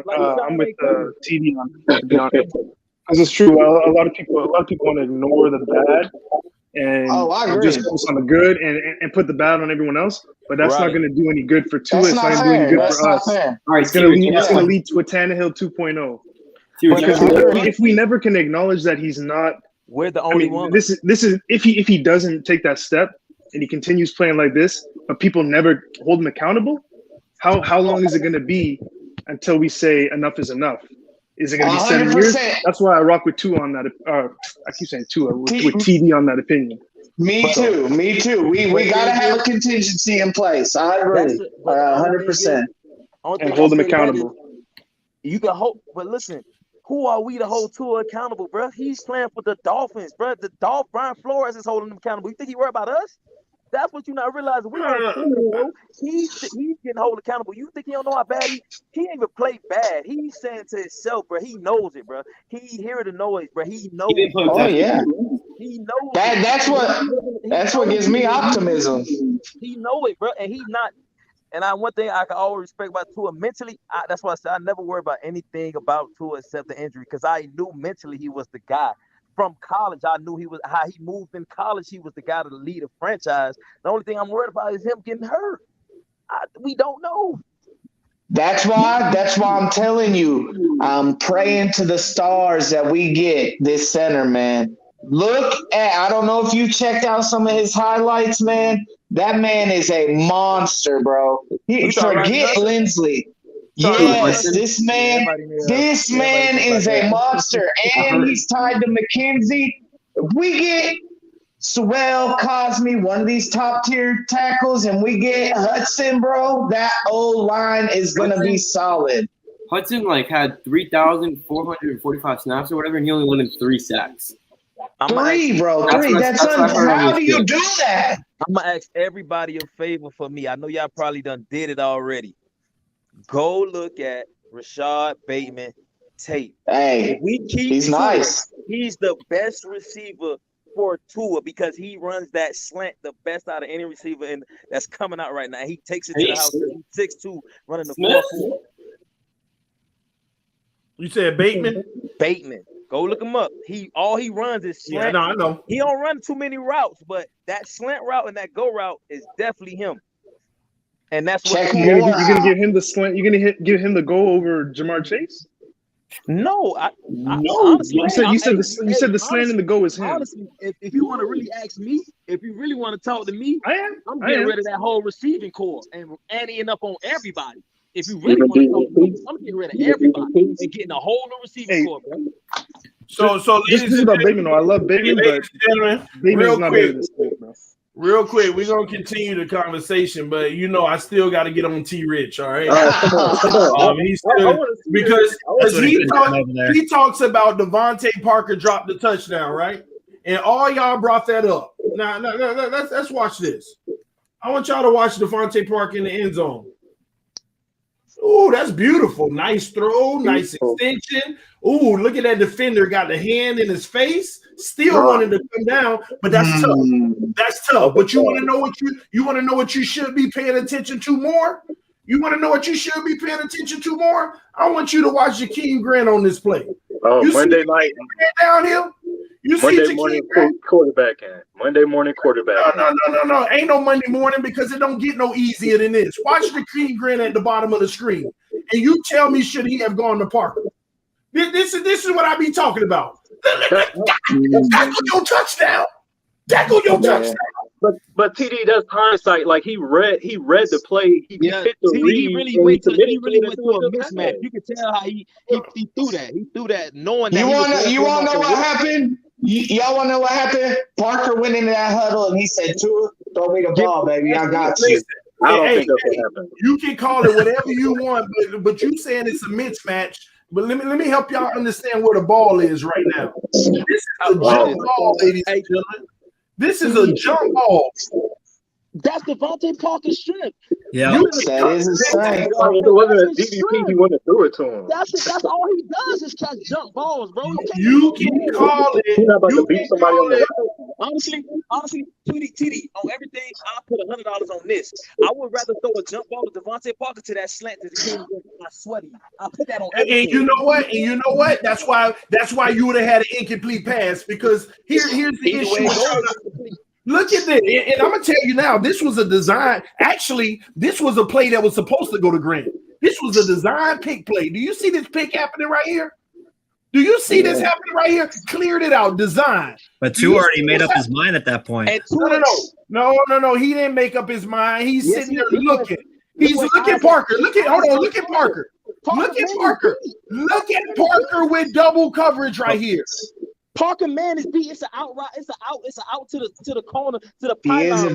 That inside safety has no bearings on the play because it's a post route to the corner. It's a. You know what? You're proving another point that he should have threw it to the pylon instead of Parker having to turn around and jump. That's another whole thing. If this is a post, no. If this is a pylon, then he's supposed to throw that out. Parker shouldn't have had to stop and turn around to catch it. He should have still been led. If that's what it was. Let me tell y'all another thing that y'all don't mention. These receivers all year have been having to adjust to his throws. They've been having to slow down. They've been having to turn around. They've been having to high point, and y'all don't care about that. It touched his hand. No, that's not what I don't care about. Hold on. None of y'all can sit here and tell me. None of y'all can sit here and tell me Parker's route. None of y'all can sit here and tell me. You cannot sit here and tell me Parker's route was to run and turn around and jump to catch it. No, it was supposed to be led towards the back pylon. In front of you. Yeah. Hold on, TD. If he threw it towards the pylon and it was incomplete, people would have said, "Oh, he gotta know how to know how to make NFL type throws and give the receiver a chance to catch the 50-50 ball." People critique this guy. This is crazy how people critique this guy. It's not crazy. Y'all just don't want to point out the obvious, man. That's what it is. It's a myth. But at the end of the day, that's still a rule. Hey guys, I gotta go. I got work in the morning. Fins up, y'all. All right, man. Listen, I understand that Tua is a rookie.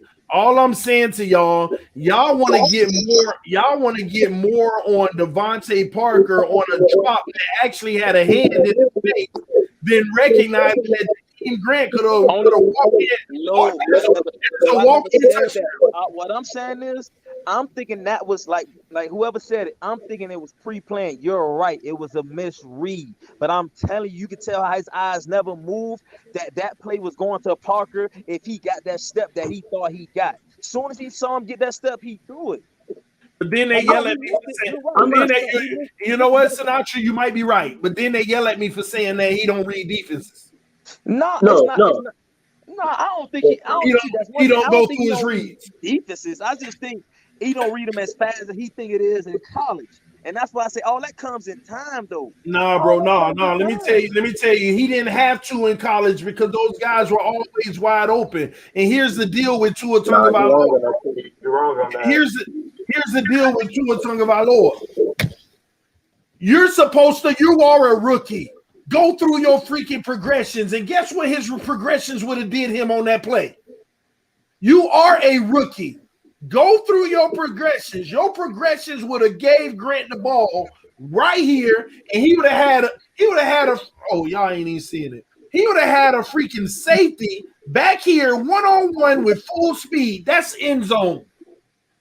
That's end zone. Grant is gonna make that happen. All of these guys are out of the TD, I'm gonna be real with you. Honestly, any quarterback in the NFL has plays like this in every game.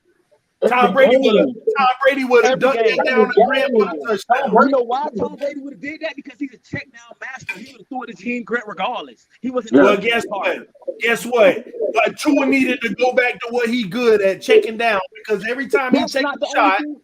So everything let me tell you something. Y'all are gonna learn that Tua Tagovailoa, every time he threw a go route in Alabama, he knew the man was gonna be wide. And don't make me go pull up Alabama film. How many wide receivers were running go routes, burnt their man by 12 yards, and still had to slow down and wait on the ball? You know what I say to that?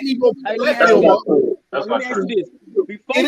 Before Tua got to Alabama, when did Alabama offense look like that? Mac Jones, that's all I'm saying. No.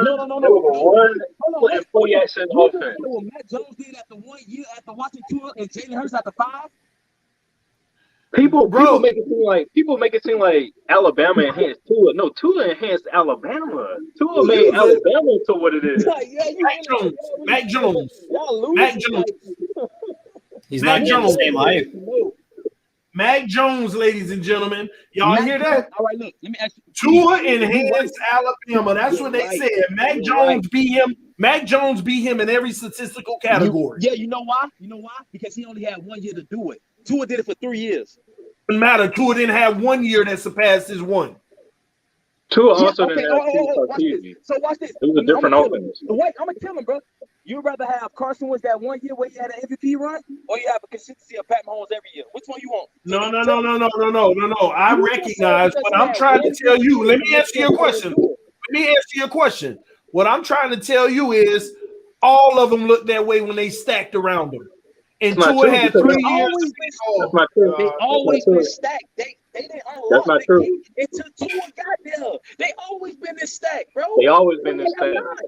Yes, but they had a different. Y'all missing it. Y'all missing. They had a different identity then, bro. They were about running the ball. Tua changed that. TD, hold on. In the national championship game, first half, Jalen Hurts went 2 for 8 passing. We were not a passing offense. Tua came in the second half, and Alabama threw it 20 times. That was so uncharacteristic for Nick Saban. They threw the ball 20 times in the second half. You caught the team that game planned to get you off guard because they didn't expect for you to throw the ball. So what about okay? If you want to say that, let me finish real quick. Why are y'all ignoring LSU? Came out, they secondary players came out, and I told y'all this before they even played the game. Not y'all, because y'all wasn't around then. But I told everybody on this channel before they even played the game versus LSU. What happened? LSU dominated them and picked them off a few times. And let me tell you what LSU said. This is what they said after the game. Oh, we knew we could beat Tua easy because he don't read defenses. All he gonna do is try to manipulate you with his eyes, and he gonna throw back the other way without even looking. He just gonna let it fly. We didn't let that happen, and they dominated them. And guess what? In every single game where Tua struggled, they did the same thing. Every single game that he struggled in college and in the NFL. Take away the first read, send pressure. He can't process fast enough when people got a man on their man. That game showed me the mental toughness of Tua and why I wanted mental toughness. It ain't win the game. It ain't win the game. TD, I don't care about winning the game in college. I'm talking about going to the pros was showing me something. I seen what I wanted to see. You know, in that game, going into that game, he had just got surgery on his ankle, right? Okay. And he was hurt, right? He played the first quarter, threw an interception the first drive. They scored on it. They was down big. What happened that second half, TD? Then LSU almost came back on, but they had to score a late drive to pull away. More inconsistency is what you're telling me? He threw 4 touchdowns and 400 yards. More games where he can't. Are you telling me more games that he can't put 4 quarters together? Is that what y'all recognizing? See, y'all want to talk about when he does do something, but you don't talk about the 4 games. Name a game in college he wasn't hurt that he didn't put 4 quarters together. What you mean? Name a game that he played in that he was not hurt that he didn't put up 4 quarters in, bro. All the big games, all the ones that I keep naming to you. What name them? You just named one that I just gave you a whole. Bro, y'all keep saying that this man. Y'all keep on saying that this man is hurt. If you want to go that route, he was hurt his whole college career. No, we talking about literally just had a surgery. He came off surgery, man. Come on, all right, TD. Come on. Oh man, y'all living that surgery. I hope we talk draft.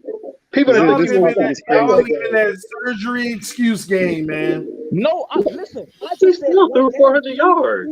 City, all I said was that was his why they lost off of ankle surgery. That's his first game back off of ankle surgery. All I'm asking you is name another game and tell me when did he didn't show up. That's all I'm asking you. Just name it. Bro, every big game on the biggest stage, he struggled.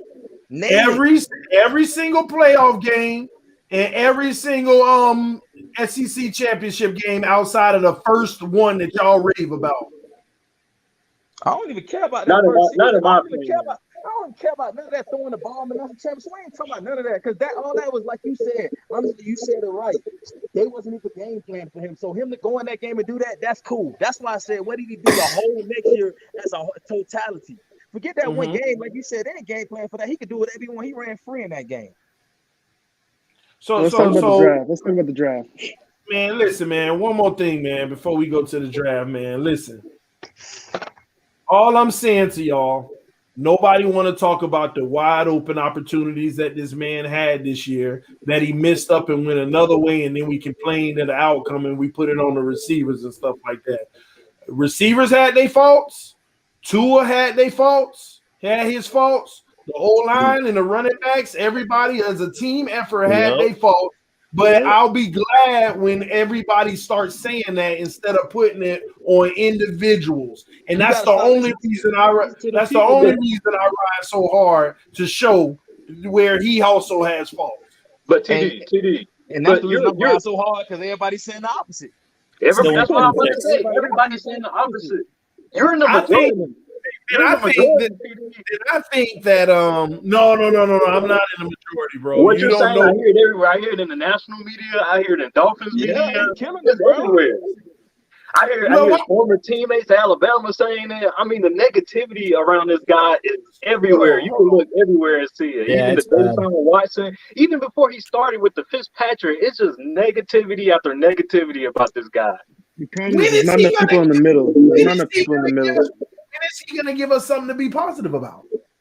Have you ever thought about that? So you tell me hold on. TD, you just went through every play the first half against the defending national championship. I mean, the defending Super Bowl champions and you really didn't prove to me that he played bad. But I think Dolphins fan. Hold on, I think Dolphins fan has it in their minds that no, Tua just played, but he just played good the fourth quarter. He didn't play bad that first half. He didn't play good in the first half. He played good. He played good in my opinion. No running game. No running game. He didn't play good or bad in the first half. He played like he was walking dead. That's how he played, and that's not good against the. I didn't. First of all, he didn't play good. This is not. Listen. When he left points on the board, receivers left points on the board. The whole team, the whole offense wasn't good at all. And then on top of it, and hold on. And then whenever I say he didn't even do good in the third quarter, I only gave him the fourth. We scored 0 points in the third quarter, and you don't want me to go on that. You don't want me to show you that. But the third quarter was way worse. It was the fourth quarter where we were like, "Whoa, 17 points! He did it." Well, let me give him this. It was real late in the third, but he got the touchdown. He scored late in the early in the fourth. Oh, TD, you want that draft talk? Man, let's do it, man.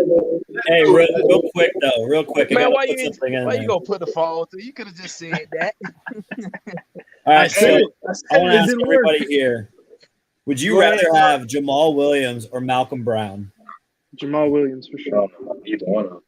I know he went for 2 years, 17 million. Signed up for 2 years for 7.5, the exact amount that we paid Malcolm Brown for 1. Well, let me ask you this: how old is Jamal Williams? First I mean, I'm pretty sure he's younger. Last year, the man's pretty good.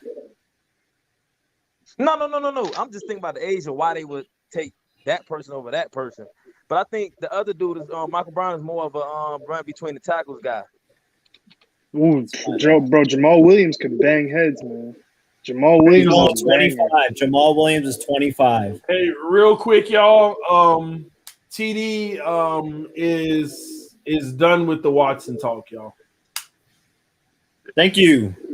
Malcolm Brown is 27. If these allegations do come out, whether it's true or not, that's going to kill it all. There's a report out of Houston that just came out where a high-profile lawyer just made a statement that he's filing a lawsuit against Deshaun Watson, and more will come about it. But he's alleging potential sexual assault, and there you have it right there, man. We're Tua. Yeah, whether it's true or not, nobody's going to want to probably get close to that situation now. Especially Miami.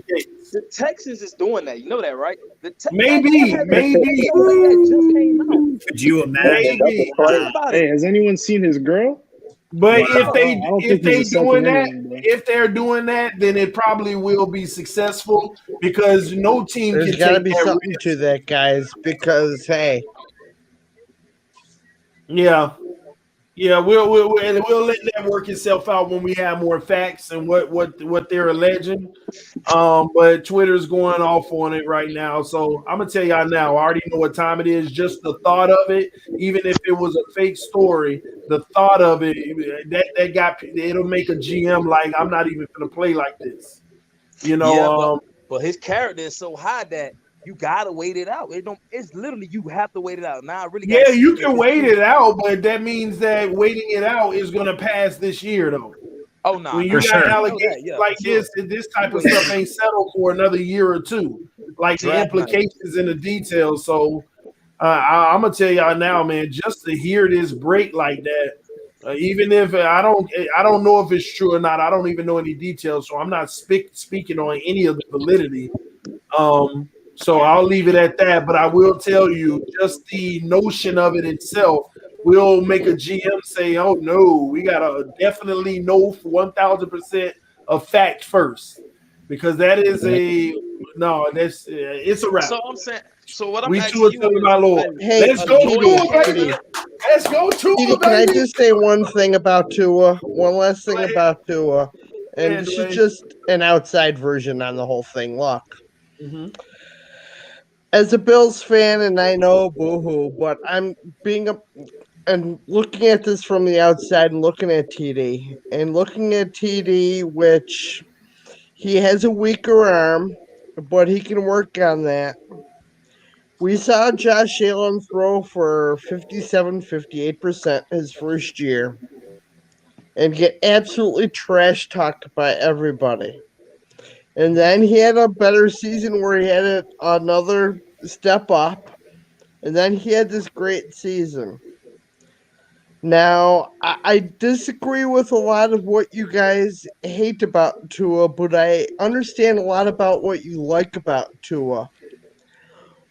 And just to answer this from a positive side of things, how could you not possibly think for 1 second that Tua can't improve and be more of a good quarterback that can run a team at the franchise level? And then I'll just sit and listen to your guys' thoughts on that. I think everybody believes that he can, but again, it's a belief. We don't know. Did you think Josh Allen at his first year would turn out to be what he is? He passed the eye test, but it was just a lot of us Bills fans just weren't sure on him. For us older fans who had seen a lot of great quarterbacks, he passed the eye test, but there was a lot of unsureness because of going through so many years of bad quarterbacks. You know what I mean? Yeah, so let me ask you this, Dwayne. The things that you saw with Tua this year, did he pass the eye test to you? And a lot of times he did. And he did a lot of what Josh Allen did. Trying to play hero ball, throwing the deep ball too often, not looking at his reads underneath when you've got a wide open read underneath for a touchdown and missing that. So, in a way, I do, in a way, I don't. What Tua is lacking different from a Josh Allen is the arm strength, which can improve a little bit. But what Tua has differently from Josh Allen is his crazy release speed. Mm-hmm. And because of that release speed, can he become more of a Drew Brees, let's say, underneath type player? Yeah, I think his ceiling is somewhere near that. But I also think he still has a pretty good floor in front of him. But crazy things happen over one season. I'm glad you made that point, though, because I told people, it was a lot of people last year saying they need to open up the playbook and take it downfield. And I was basically saying, you need to stick with going underneath because he's going to kill you doing that. But a lot of people want to see it open up. But then the flip side of that is when you restrict him to underneath and a team takes away his first read and send pressure, that's whenever all the trouble starts to happen. So so he has to be able to actually stick it to people on the deep ball to make them respect it so that he can eat all day underneath. Because Josh Allen, he eats all day underneath. And that's why, even though I call Josh Allen trash, I be trolling because I don't like Buffalo. I hear that. But the truth is, Josh Allen takes what they give him. And he takes it every single time. Yeah. And it's so annoying. It's almost like you want him to take the deep chance that he shouldn't. Like if you're that good. And that's what he was doing even year 2. He was playing hero ball, trying to go for the deep stuff, doing stupid things with the ball running. And let's not forget, he had no run game this year, and he was able to do what he did this year. I think it is a recipe for disaster for people to be asking for us to open up a playbook and just keep going deep and let Tua just let the ball fly. He is with that quick release and underneath, he is very accurate underneath. He can really stick it to defenses. And even this year, all of his positive play was underneath. I mean, all of it was underneath. The only reason Wait, you're gonna say all of Josh Allen's positive play was underneath? No, I'm talking about Tua. Tua. Sorry. The only reason I asked to open it up, it had nothing to do with Tua.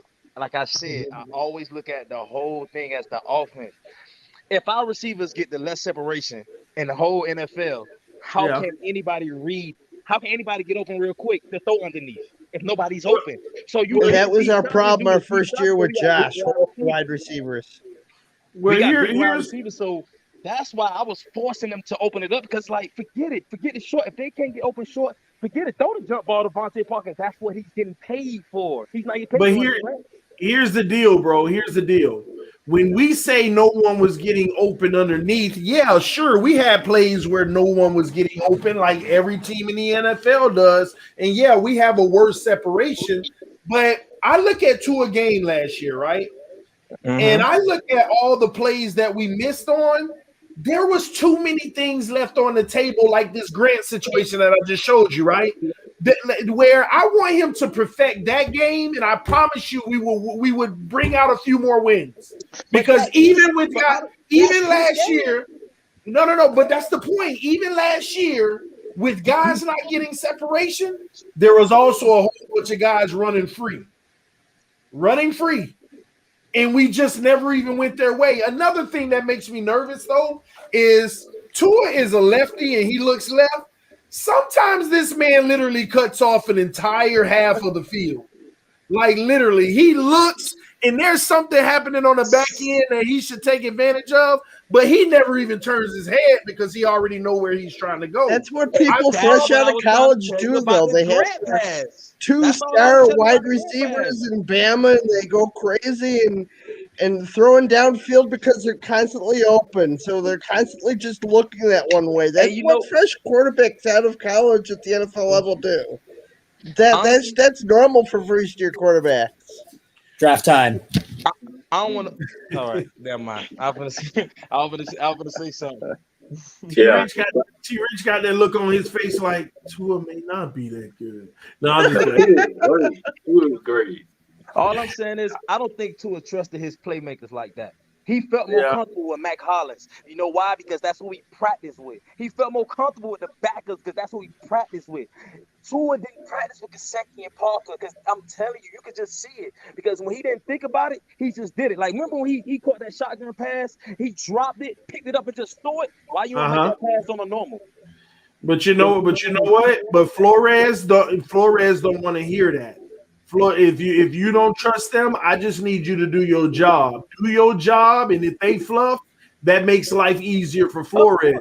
Yeah, but you can say that, but we talk about a real QB, a real person. That's like somebody getting flustered in the backfield every snap, and then all of a sudden they got a clean backfield. Yeah, that's all good. Once again, go look at the games where he got benched. It'll show you Flores wasn't hearing that. You missing wide open people taking shots you shouldn't take. Every game he got benched, I want y'all to go watch the three drives before. Every game he got benched, it got close and close to the edge, and he needed to win the game. He saw Tua. No. He tried to stick in there with him. Yeah, and he tried, but then it got to a point I can't continue to let this kid play if he's going to be missing opportunities. I think I'm with Connor on this one. I think it's time to talk draft because you guys are talking circles now. All right, draft. Can I say one more thing? TD, can I say one more thing, and then I'm out. I'm gonna just leave y'all with this. I always felt like after the Denver game, because the Tua played bad Denver game, the line played bad Denver game. The line was awful. It was probably one of the worst line performances that was the worst game of the entire. Yeah, it probably was the worst line performance of the entire year out of any team. And after that, I feel like the game plan was switched up to get rid of the ball fast, get rid of the ball quick. Because to go deep, you got to have a line that can hold off linemen for 5 seconds. That's a 5 second. Yeah, that's something we had. Yeah. So a lot of we put a lot. Hold on, real quick. We put a lot of that on Tua, and honestly, we put a lot of that on Chan as well. But it may not have even been Chan's fault. It could have been Flores saying, "No, we can't have another game like that." The Denver game was Denver taking advantage of a rookie, knowing what rookies do. Only a veteran would have picked it up, just like Ryan Fitzpatrick knows better. In that game, they were showing where they were sending the blitzes off of the corners. They would have 4 down linemen. They would back one out and send corner blitzes. They would send delayed blitzes. But the crazy thing is, if you go back to that game and watch pre-snap, you saw them coming. TD, it was linemen. It was linemen. That was a bad game. Linemen just giving up pressures every play. No. They were giving up pressures because they were running a lot of splits. They were sending delayed. Hold on. They were running splits. In delayed blitz, but let me tell you why the delayed blitz was coming to him. They always sent it on his blind side, and they took away his first read on his strong side. Every time they took away the first read on the strong side, and then when he came back, he saw a man coming straight at him. And that's why they just went. They went and they said, because let me tell, I'm telling y'all, Tua, when he's back as a lefty, he favors left. I mean, y'all may not notice that, but watch Tua when he's back to pass. He's not like a body frame that kind of keeps him swayed even. He favors left too. And he cuts off a whole side of the field, and sometimes he don't even see what's coming over there. Like, he has a true blind side. Some quarterbacks is blind, but they still see a good bit. And he favors left, man. Y'all gotta watch the film. QB pick us out of the field. I don't know what else to say. Every QB picks us out of the field 90% of the time. No, you don't pick us out of the field. You back up the pass and you keep your eyes straight while you watching them safeties and linebackers to see what they're doing. But Tua is hiking that ball and looking at his target and determining, is it going to be feasible? This is how I know they didn't give him much though, TD, because you say he didn't read, and they say all they do was all he does is what you said, manipulate his eyes, right? On all those plays in the NFL, he didn't never manipulate his eyes. He stayed locked in. That's what makes me think that play was already said to him. Go. That's what Josh did year one. No, it's a case of making sure you get the ball out of his hand as quick as you can. But that wasn't a quick play, because if it was quick, it would have went to Grant, like you said. 6 sacks that game. No, but you got to look at it, bro. It was a quick play because he threw the ball before he even knew Parker was going to be open or not. He threw the ball before Parker actually even had the defender off of their step. Parker had that step. The ball was already gone, bro. I can pull it back up, but the ball was already gone. It was already gone. It was out of his hand before Parker even had that step. TD, it wasn't a bad read. It wasn't a bad read. He had a step on the inside. He did have a step on the inside corner, and I told you that back safety had no way to get in the play when there's a pop. It was in his hands. Yeah. It wasn't a bad read. You meant that's Monday morning. Like I said, TD, bro, it is a bad read. If you had a wide open guy without a defender within his vicinity, that's a bad read. That's what we got to stop doing, handicapping, bro. That's a bad read. But when I look at film, I look at what was the QB thinking on that play. When you look at film, you look hold on, TD. You look at a 3 second play. You chopping it down, you slowing it down, you stopping it, you rewinding, you stopping it, you rewinding it. Oh, that guy was open. He should have hit that guy. And that's not how I evaluate QBs. I like to think, okay, what was his thought process? Yeah, it is. Listen, that play? He had a good thought process on that play. No. See, this is where y'all mistaken and y'all trying to give him the benefit of the doubt. Tua Tagovailoa need to go through progressions. Is the first progression of 15-yard pass down the field ever? But TD. Hold on. All I'm saying to you, had he followed his progressions, at a minimum, it would have been a first down. But I don't know, TD. Hold on. Right, but we don't. He already determined that he was going to know everything that was. We don't even. All right, TD. We arguing about something that we could never know the answer about, because we don't know what was said to his helmet. We don't know what was said. We don't know none of it. That's my point. Is that we only go by what he does. So we running this play. Throw it to Parker, regardless of the defense. Exactly. No, not regardless of the defense, of what they come out in the defense. What defense they come out in, that could have changed his mind of who I'm throwing it to off the rip. And you know that. Connor. Well, let's talk about this drive, man. Yeah. I'm out. It's been Triple S is losing his mind over there. All right, T-Rich, man. Get your sleep, man. My bad. Triple S, don't kill me over here. Hey, Connor, lead the way, Connor. What, as far as the draft? Yeah, man. What you think? Well, I was going to leave it to Triple S since he's been wanting it so bad. But, I mean, honestly, I've been thinking about what to do at 3. And if we lose the Oregon tackle to the Jets, that is what it is, which I think that's going to be the case. You think they're going to pronounce it well? That's what I'm thinking. You know, if they're sticking with Darnold, then they're going to do what they can to keep it off them because they signed Corey Davis. They got a receiver. They got Crowder. Didn't they say that Darnold was on the block? Nah, yeah, but he's staying there, in my opinion. I don't think he's going to get – no one really wants Darnold that bad. No, they're not going to get no value out of Darnold. But I was wondering what you guys feel about Pitts. I'm all in, man. I'm all in on Pitts. That man's a monster. Only way I'm all in is we trade back.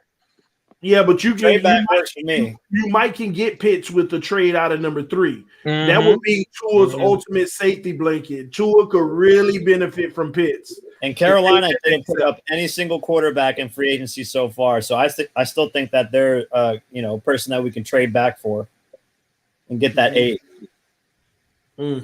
They definitely going quarterback. Denver too, potentially, because I don't know about Drew Lock. I don't know about you guys, but Drew Lock. Yeah, he's trash. 9 or 8 could be potentials. What they pick? 9. What 9. Denver pick? Okay. 9. Carolina's 8 and Denver is 9. That's not bad because neither one of them gonna take a player that we want. So we can go either 8 or 9. It's just a matter of how long Pitts is going to be on the board. But the beauty is, even if you trade. So go ahead, Sinatra. I hope. Damn, I don't want to say this because I really love Jamar Chase. But he gonna be on the board if Jamar Chase don't get picked until 6, because Philly gonna take either Pitts or Jamar Chase. Either way, those two are studs. I think Chase or Pitts. I'm okay. Yeah, with. but like people talk about, I love Chase. But when you talk about something that's generational that you might not see again, bro, you just gotta go all in. Like TD said, that's something that you might never. Jamar Chase could be who? The next who? He ain't gonna be the GOAT. Kyle Pitts looking like he can do some real damage to challenge some people for that. Dude, it's something about a tight end, man. They don't come. They did this, man. If you got an opportunity to get your guy at that position, you get him. There ain't many elite tight ends. You can go through the NFL and drool about the top 15 receivers. But the tight end position, it don't go further than 5 to 7. Gesicki's top 6, in my opinion, as far as tight end. He's good. And if you were to get him Pitts as well, I think that's a dream for Tua. Plan, and it's making your team better if there's no contingency plan. Because if Mike Gesicki, we don't re-sign him, we can keep Pitts, or we can keep Pitts and Gesicki and just get. I want them both. I want them both. Nasty to have both of them. And I want the best. It says Tua only with Tua, his accuracy is his best thing. I want a basketball team. Forget all that speed. I want a basketball team. You know why? Because Tua's gonna put it to a point where his receiver can only get it. Even if it's off, he probably gonna put it only where a receiver should get it. So if you got big bodies all over the field, can't go wrong. Who gonna put it only where a receiver can get it? Tua is accurate. Let's not do this again. TD. Let's get back to the draft. I'm not finna let. I ain't gonna let the homie get me off my rocker right now. All right, so real quick though, this whole Malcolm Brown's got me looking at all the free agency signings that we could have had, and I'm looking at Marvin Jones. Like I know he's a little bit older. Devontae Parker Sr. Would you rather have Marvin Jones for that same money or Malcolm Brown? Devontae Parker Sr. That's what I don't want. Malcolm Brown. First player. But I would have taken Jamal Williams for 2 years. Jamal Williams, Jamal Williams definitely over Malcolm Brown. Yeah, skill. He's got the skill, better age, better. Well, we only saying that better contract. We only saying that because Malcolm Brown never got it. He never got no shine over there. But if you go back and look, when he spelled Todd Gurley, he actually balled. It was just that he was behind Todd Gurley. So who was going to get any PT? And then after Todd Gurley left, they drafted Cam Akers. So he became the second back every time, not even getting a chance. So but you can say the same thing about Jamal Williams. Henderson came in and overshadowed him. Exactly. And you can say the same thing about Jamal Williams. He had to sit behind Aaron Jones. And whenever he came in, he balled out. He didn't have to sit. He got way more PT than Malcolm Brown, bro. Like they even did a baby documentary on ESPN how they was always together. They don't even care about the reps and none of that. They share it. It's just Aaron Rodgers is Exactly, better. and that's your point. That's your point to the skill of Jamal Williams, that he's spelling the guy that's as good as Aaron Jones, No, and a guy and that Malcolm goes to Brown's not good enough to spell Todd Gurley. So, all right, if I got Todd Gurley and I want to run him to the ground like they did, Malcolm Brown wouldn't have seen the field like he didn't. They ran Todd Gurley to the ground because they didn't want to spare him, but they didn't want to run Aaron Jones to the ground. They wanted to spare him. You think if Malcolm Brown was that good, they wouldn't have given him PT, especially to save Gurley's legs a bit? Yeah. I'm not saying Malcolm Brown's not good, but I'm saying I don't think he's as good as Jamal Williams. My assessment on Michael Brown, I'm saying Malcolm Brown is he is a red zone threat. Mm-hmm. He is a 3rd and 1 threat, and sometimes 3rd and 2. Can I ask y'all this? Mm-hmm. Is he better than Jordan Howard? Mm-hmm. Well, I like the fact that he can catch the ball out of the backfield a lot better as well. Yeah, that's all he is. That's all we need for, because I still honestly think we're taking a running back in the draft to be our starter.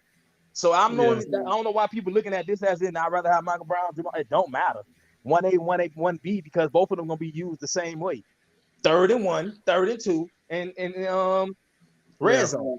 To that point, would you not rather get a guy that's arguably better, maybe not, maybe so, for 2 years for the same price as the guy you got for 1 year for that price? You're right, vice versa, but let me tell you, you're right, but I got trust in the organization. I don't watch. You can't tell me both of them you can't tell me they highlights. You can't tell me what they do wrong best. None of that. We talk about an organization that actually dissected this person, probably watched every play he played and chose this person over this person. And we're going to go back. We can't go back and forth. We got to trust the organization. No. I trust him. I trust the organization to bring him in as a 3rd down back, 4th and 1, 3rd and 1, 3rd and 2. I trust them to put him in the red zone. And I also trust them to let him be the second back that spares the starter, that occasional in the second quarter, he get a drive. And in the late in the 3rd or early 4th, he gets a drive. That's what he is. But when I do watch the film and stuff on him, the little bit that I've watched, every time that he broke off like a run for like 8 yards, 14 or this and that, man, that O-line was beasting. They were pushing, spreading holes, and he did his thing in it. But at the same token, they did their job. And I'm sitting here watching it now, too, as I'm talking. That O-line with the Rams was top-notch. It just solidifies your point as far as red zone, because he doesn't have breakaway speed. He's no. Yeah, but he does catch the ball out of the backfield. You know who I would have took before him? But I don't really know how you're gonna do. I would have took the Oklahoma kid from Ramon J. Stevenson. I would have took him later in the rounds if I want a big bruising back for the cheap. Honestly, if we're gonna go that route. Hey guys, I was just looking at your roster. You're in need of a situational offensive linebacker too. Outside linebacker too, right? No, we need a pass rusher. That's the outside linebacker. He a pass rusher. Yeah, the flex. But they're hoping Beagle can add some good reps there. But we do want a pass rusher. You need to upgrade from that. We need it. TD, we need elite. Forget Beagle. I like Beagle, but we need elite. We don't have elite. We don't have elite money unless they still want to bring in Clowney on a discount. That ain't gonna happen. I know that, but I'm just saying, well, that's what we need. I ain't saying if you ask me, do it. Clowney's gonna get paid. Somebody that's the issue.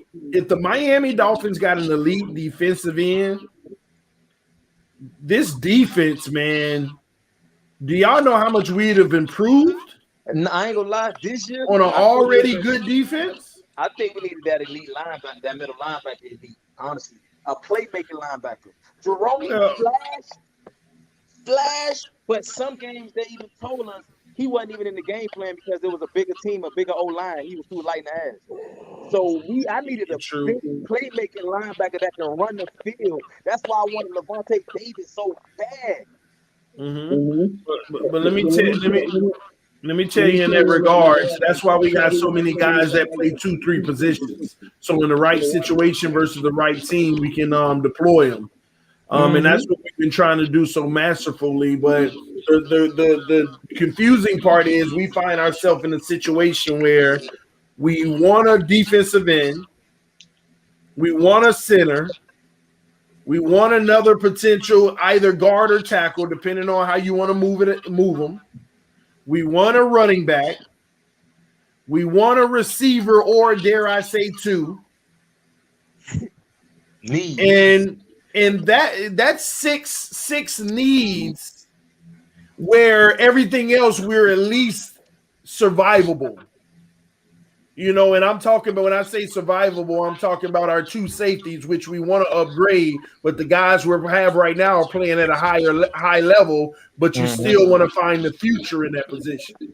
If Isaiah Wilson it pans out, if this works, and we can move Hunt back to guard, and maybe kick over Kinley to where Flowers was, I think that's. One thing, we get our center, and that's it. They trying. I can respect, like you said, Connor. They trying to get that O line right. We can talk about it for so long, but we can actually see them trying. Not all the other stuff they were doing, patching and putting band-aids. Nah, that's where we got to give Greer credit, because I mean that Wilson trade. I mean, we just got a first-round pick. We can't honestly for can't a bag say of nothing about that chips yet until he show us, because it could be a Yeah, whole. he got to listen. In 2 weeks. He got to show us, but I'm going to be optimistic about him, because you know what we haven't seen from him in the NFL is actual real film. So I'll give him the same stock he had coming out of college, the number 29th overall pick to Tennessee. He just had some off the field issues where he couldn't get on the field, and they were done with his shenanigans. They didn't want to trade him, but they were done with the shenanigans. So they traded him to us, and we got a steal, first-round offensive tackle. Rookie contract. What, 300 and what? I'm guessing again. 370, I think. It's not too often that gets to happen. I mean, if it pans out, we got him for 3 years. Listen, his body is huge. Let me tell you, if he's no good at right tackle, which he came in the league as, work him out at guard, because his body structure could be very useful. Plug it at that position as it's harder to get around that big frame, you know. And I like that, man. Y'all big on Sewell, like for real. Like, be honest, y'all big on him. Yeah, I'm big on Sewell, but at the same token, I'm like, man, listen, you can't go wrong getting Sewell, but at the same token, I think we can get more value trading out of that pick. And let me tell you why I say that. I'm over here low key, deep down inside, and we're not going to talk about it because I don't want to start arguing again. I want them to somehow, whether it's trading number 3 or trading Xavier Howard at some point, I want them to find a way to get another first-round pick for next year, because we will know if we want to invest long-term in Tua after this season or not. But I ain't gonna lie. If this season go away, don't worry. All hell gonna break loose with Brian Flores. If this season gonna go how we even talking halfway, you ain't got to worry about that. We gonna have more than one first round next year, because he gonna let you. I just know. You can tell how he moving. He's let people go off of 10-6. You think he's gonna settle for us going anything less and accepting media? Nah, he's gonna cut it off. That's why I'm not worried about it. Let me tell you That's a great quarterback. Let's not forget. Let me tell you my little mock that I did. First 3 rounds for the Dolphins. Tell me what you guys think. I feel like it kind of hits on a lot of what we've been saying, kind of. So we take 3. TD saying, let's get it first for next year. Let's get it first for next year. I'm with that too. So we take 3, see if who's the highest bidder between 8 and 9. Panthers and Broncos. If one of them wants to give us, say, a second this year and a first next year, that could be nice. Or even like a second this year, second next year, maybe a couple other picks, something like that. Get some capital for next year. Move back, take Pitts at 8. And the thing is, maybe Pitts is gone. Maybe Smith is gone. But I don't think Pitts, Smith, and Chase will all be gone at 8. So you're going to get a top flight. Pardon? Who you said that? Who pick at 9? My bad. I apologize. Who pick at The 9? Denver Broncos. Okay, thank you. All right, go So ahead. you're going to get a top flight receiver. Obviously, Pitts adds the blocking factor, which is nice. But you're going to get a top flight player at 8 or 9. So that's the first pick. Before, I think a lot of people were talking about the dude from Tulsa, linebacker. But I think now that we got Bernard McKinney, let's say we go pass rusher at 18. All right, so we address two big needs there. We got playmaker on offense. We got a hopefully elite edge rusher coming out of Michigan or Miami, wherever we take him from. Second round, you take 39 and 50, which is the Panthers' second round pick. You package them with a 5th or 6th or whatever to move up with a team like the Jags. Because a team like the Jags, they're going to want multiple picks. They have a lot of holes to fill. So let's say you go to the Jags, you say, hey, Jags, give me 25. I'll give you 39. It's not that far back. You're still going to get a good pick. And I'll give you 50, and I'll give you a 6th. I would say they'd probably say yes to that. You're getting multiple picks there to move up to 25, and then say at 25 we take Trevon Merritt, who I think is the best safety in the class. Groom him behind McCain to be our free. So now you got Pitts, Russo or Kwity Paye, and you got Trevon Merritt all in the first round. You still have pick 36 because you took 39 and 50. Or sorry, 39 was the Panthers pick. So you take 39 from the Panthers and our own 50. You still have 36, and you take Creed, Humphrey, or Landon Dickerson at center. And then in round 3, you have 82.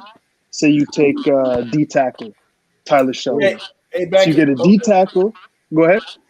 No, keep going. I'm gonna talk to you. So you got Pitts. You got a pass rusher, Kwity Paye, Russo, whoever's there. The other dude from Miami who's nice as well. So you got an elite pass catcher, probably an elite pass rusher. You got a future star safety, in my opinion. You got an interior O lineman, interior D lineman. And you got 3 in the first round, and you got capital for next year as well. That's what I think we should do. And I think it's possible. I don't think anything I just said there was crazy. Well, all of it ain't possible. Let me break down why. So I'm all for the 3 in the trade down. That's beautiful, right?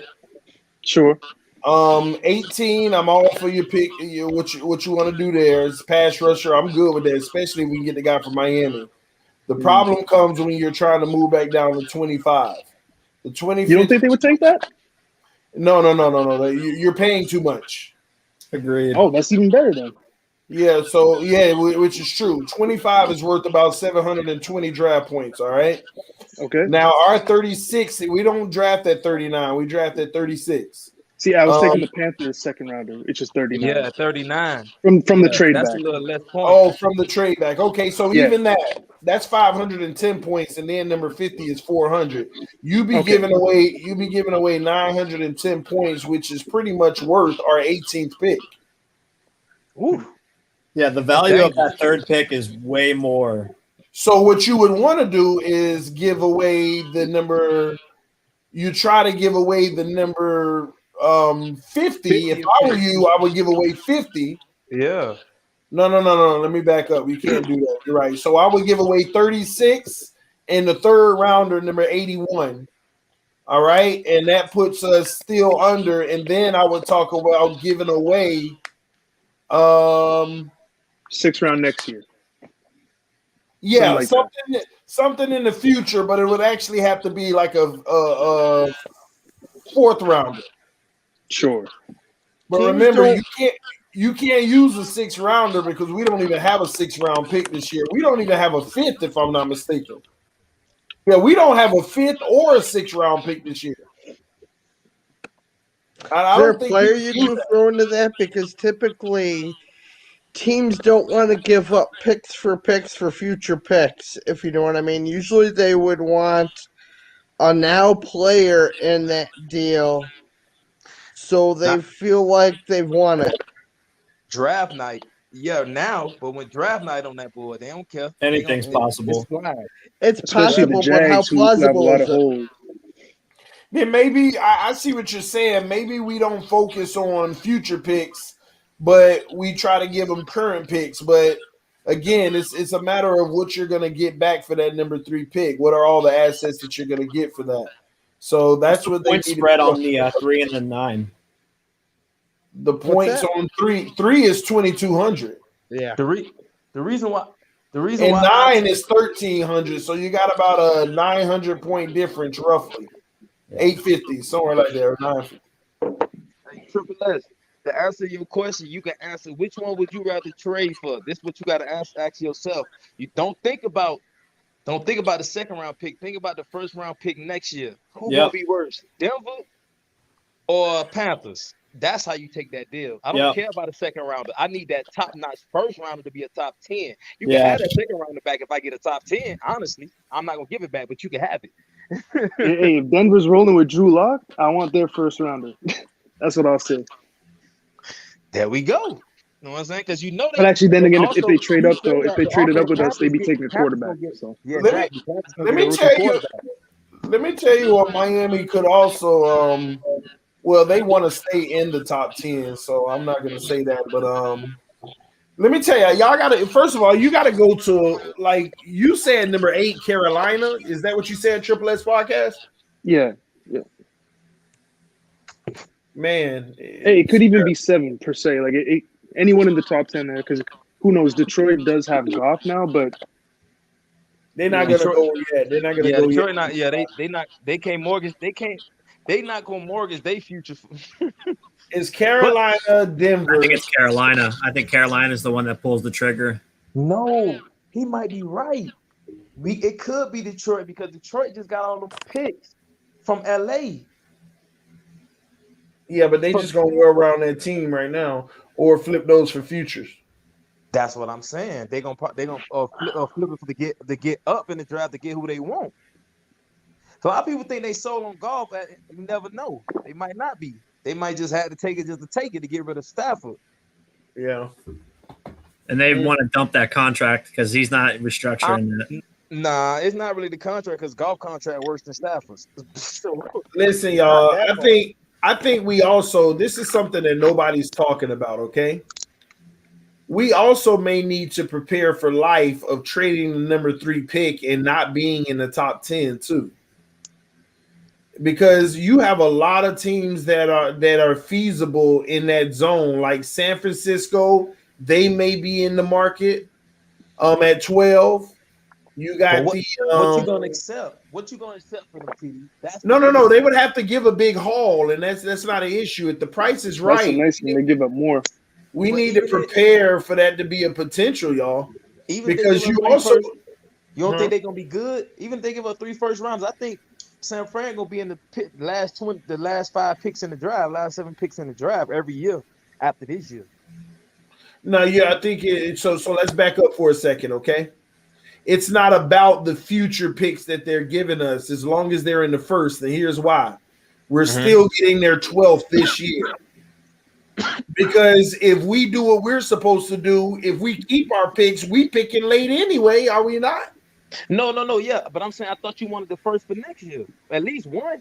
No, so that's what I'm saying. So follow me on this. Say it's San Francisco or even New England at 15. That's the real wild card that nobody talk about that I think that could legitimately move up in this draft and go get a quarterback. Nobody's talking about New England. They are going for the gusto, and they are probably going to put the cherry on top by going at, I'm telling you, you know what? I said it here first. Mac Jones. Watch out for New England taking the number 15th pick.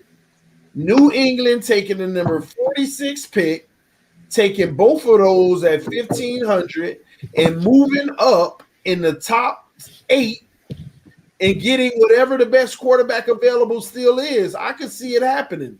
I'm telling you, they're going to go after Mac Jones. They're not moving all the way up. They want shit to fall in their lap. Bill Belichick is stubborn.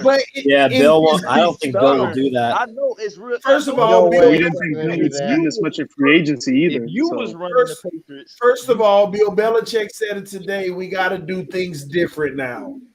And he never spent money like this, and he spent money like this. It was hollow money. Go look at it. Never heard Bill say anything more than that. It was a fake money, bro. You got to go look at real contracts, bro. That's fine, but all I know is they getting that money this year coming up. So what I mean by that is, look, Bill Belichick Bill Belichick at the 15th. First of all, Bill Belichick sucking first round picks anyway. So Bill Belichick, he sucks. Bill Belichick might trade out of the first and the second round, move up because y'all think what y'all got to understand is so many teams that can use a quarterback. Mac Jones might not even make it out of the top 10 when it's all said and done. He the least best one. He already fifth. I don't think. Man, I'm gonna tell you now, his stock keep growing. Just on hype alone, his stock continues to grow, bro. No.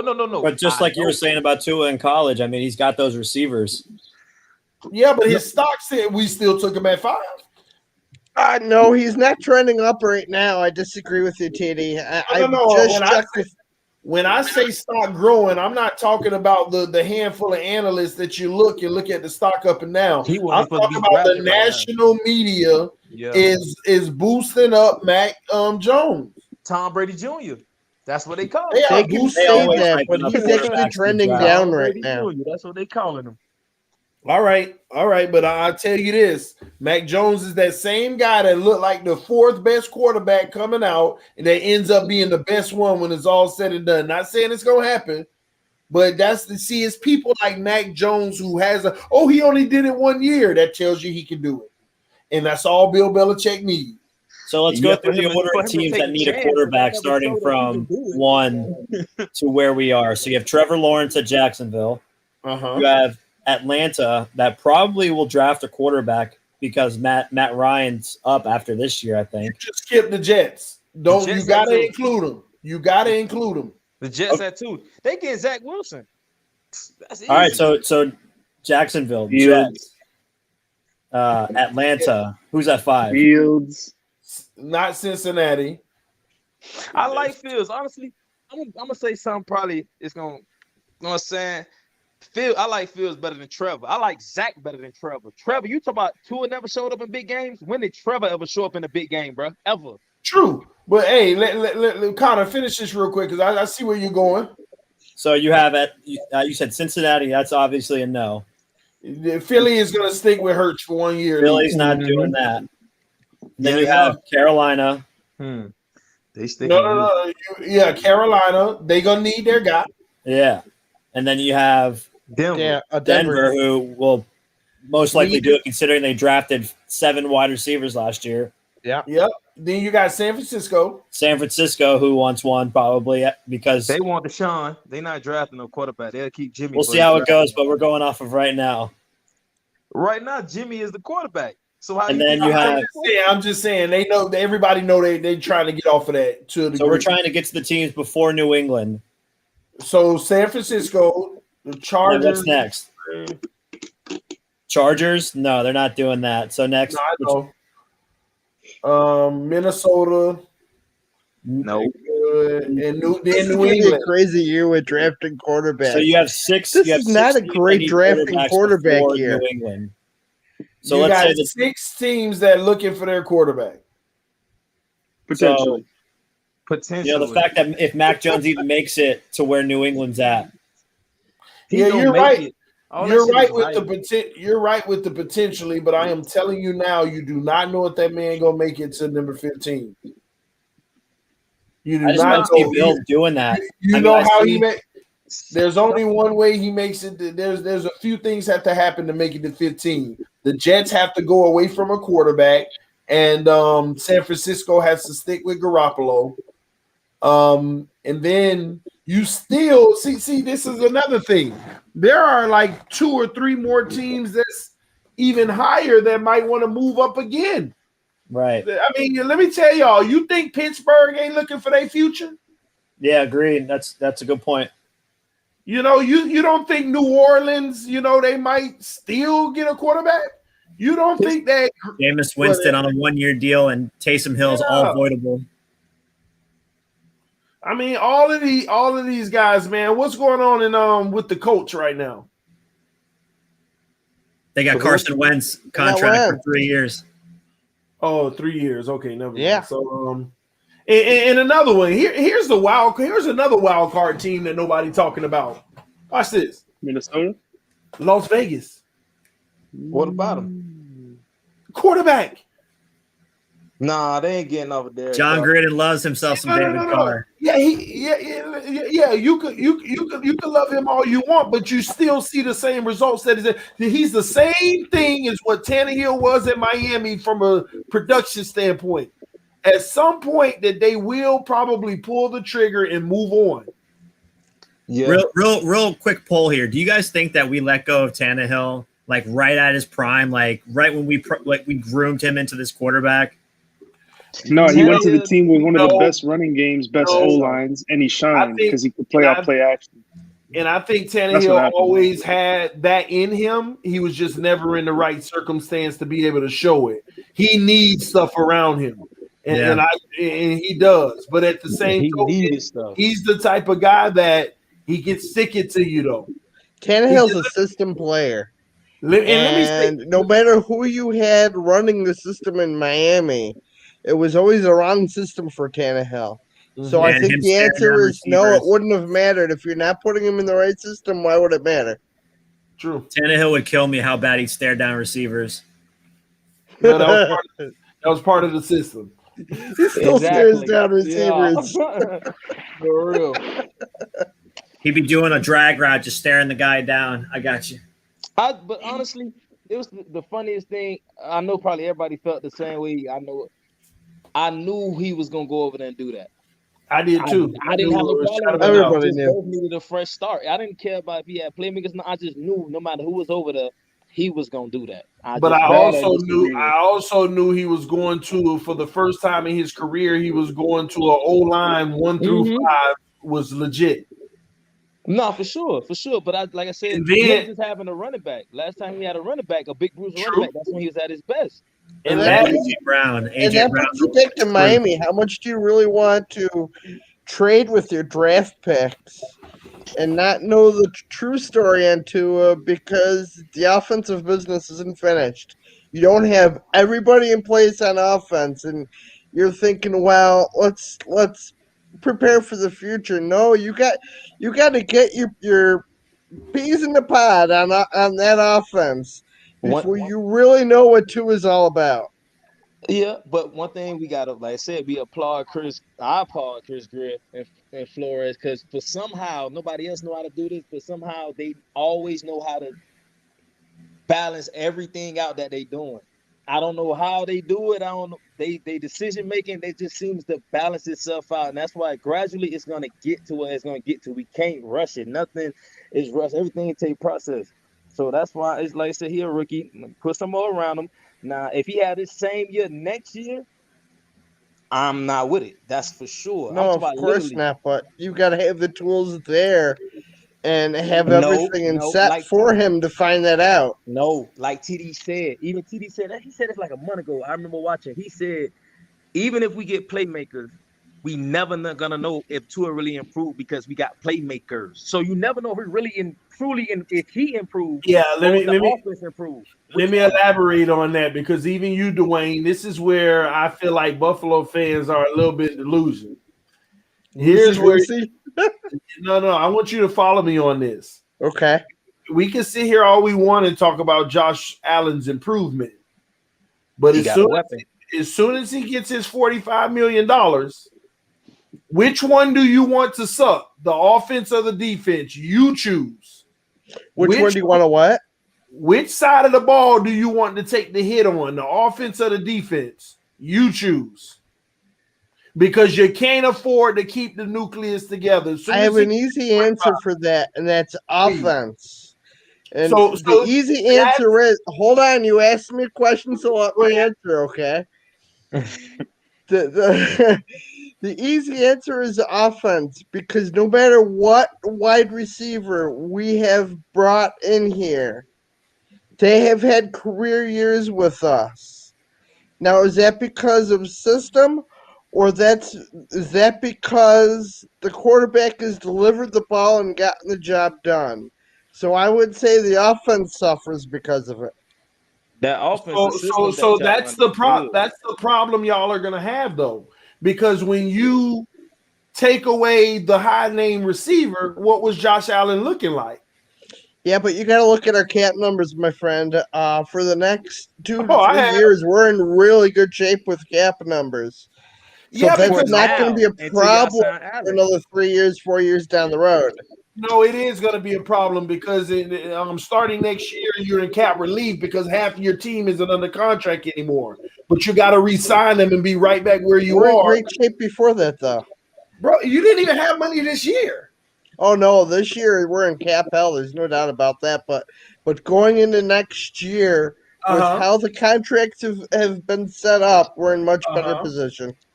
See, no, I don't run a general term a much better position because I've looked at the Buffalo Bills books going forward. Y'all have some big price tags that are coming off the book next year that you're going to have to either redo or let go, and those are more holes that you got to fill. In the price of the market, well, I don't have the exact players' names, but when I went through y'all books, when I went through the books, then you should have the names, my friend.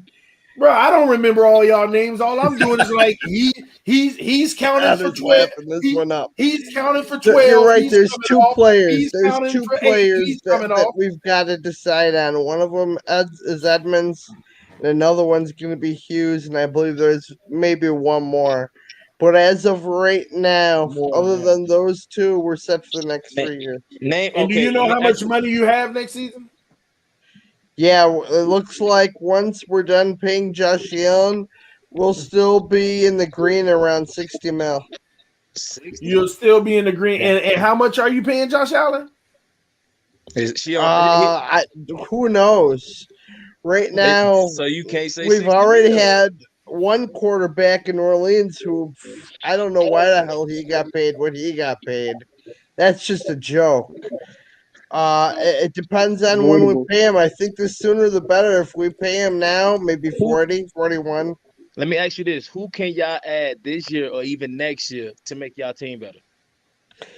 Next year, I'm not sure. I haven't looked that far ahead. We're barely into free agency this year. What holes? But this year, I think we're gonna build through the draft. You don't have any holes? Because building through the draft, y'all a good team. Yes. Y'all picking on the back end. We played nickel most of last year, and that was a mistake. We definitely have a hole at outside linebacker on the other side, and we definitely have a hole at right. Well, not really a hole, but an upgrade needed at right guard. Okay. Davis is going to step up to where Brown was. We're not going to be as fast going downfield, but Davis can catch balls like no freaking tomorrow, so I'm not worried about that. So 2022 Davis is creating gaps, something Brown was struggling with. I just pulled up y'all contracts. In 2022, y'all got $50 million, and that is without Josh Allen under contract. And that's but you're not talking. Hold on. Let me go look. He gonna get paid $50,252,000. Yeah, but the cap's gonna go up. Yeah, it's gonna go up significantly. You're not taking a look at that though. Yeah, you see, y'all you could have said that last year and it went down. All right, okay. You're not accounting for how much it's going to go up, and it's going to go up a lot. The cap can go up, but how much is the cap going to go up? 10 mil, because the cap go up 10 mil gradually every year. 10 to 15 probably. So you're right. That brings us to 65, 70. Josh Allen alone will put a huge dent as far as re-signing everybody. Half of it. Oh yeah, will be half gone by the time the cap goes up and he's paid. He's going to get paid 40 but that's to still a lot of money to be in the green going into this year. Just remember, this year when we started, we were in the whole thing started this year. We were in the red at 5 mil. All right, Dwayne. Though, listen. If you got 45 and then you got 45 to sign Josh Allen, then 60, you got 60 million total. You signed Josh Allen for 45. You just heard TD say you have to sign your players back too. No, hold on. I got it. They listen. All the details are right here. They will have 38 players under contract that will account for 152 million next year, and they will be left with 50 million cap. They still have to fill the roster by about 17 players. That is, let's say the cap. I want to even go as far as saying the cap goes up. I'm gonna hypothetically and say I'm gonna jump out there and say it goes up 30 million. So y'all got 80 million. You got 80 million. You give Josh Allen his 45. You got 35 million left. That's how the contracts are structured, though. You're acting like it's flat out where each year is going to be the same number. See, this is where you miss it. This is where you miss it, Dwayne. Some of the guys that you have under contract, like guys like Tre'Davious White, Stephon Diggs, and all of those type of guys, if they do what y'all want them to do, they're going to want their restructure. There is going to be a restructure. I think with Davis and a couple other people. I don't think we're done restructuring this year, let alone future years. But you're absolutely right. You got to pay Edmonds too. Like Edmonds is a top linebacker. Edmonds, we might have to let Edmonds ride. That's a real danger. Send us Oliver, okay? Just send us Oliver. We'll take him off your hands for you. Yeah, I'll take it. I bet you take. You got a great one-tech defensive tackle. I bet you would love Oliver on that team. You got to pay Edmonds and Josh Allen. And how do you feel about that right there is going to be? How you feel about Mario Addison? Excuse me. He had an up and down year. He's still in a prove it situation with us. So he could actually end up being cut if you don't. If you look at how much money we put on our defensive line this last year, our defensive line actually struggled big time. Yeah, you overpaid for Williams. Oh yeah, big time. That secondary didn't. Yeah, y'all gonna have a lot of expiring contracts, man. People like Jordan Poyer. Oh man, you know he can get some bread. How old is Poyer going to be, though? Let me see. We actually have a guy ready to take his spot that we've been grooming. Okay, so he's going to walk. He'll be 30 at that point. So whoever you're grooming to take his spot needs to get some more money too, right? A little bit, but not a lot, because he hasn't done a lot yet. So then the person that you're grooming with him, you're going to take a loss at the position because he's not as good? Probably. See, that's what I'm saying. That's going to happen throughout y'all roster.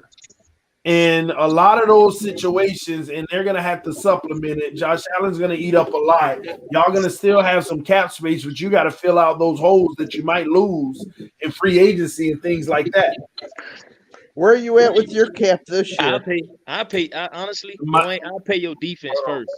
I'll pay your defense because if Josh Allen, who he is, I just keep Stephon Diggs, one good receiver, and have everybody else in the That's why he originally said. That's exactly why I originally said our offense would suffer.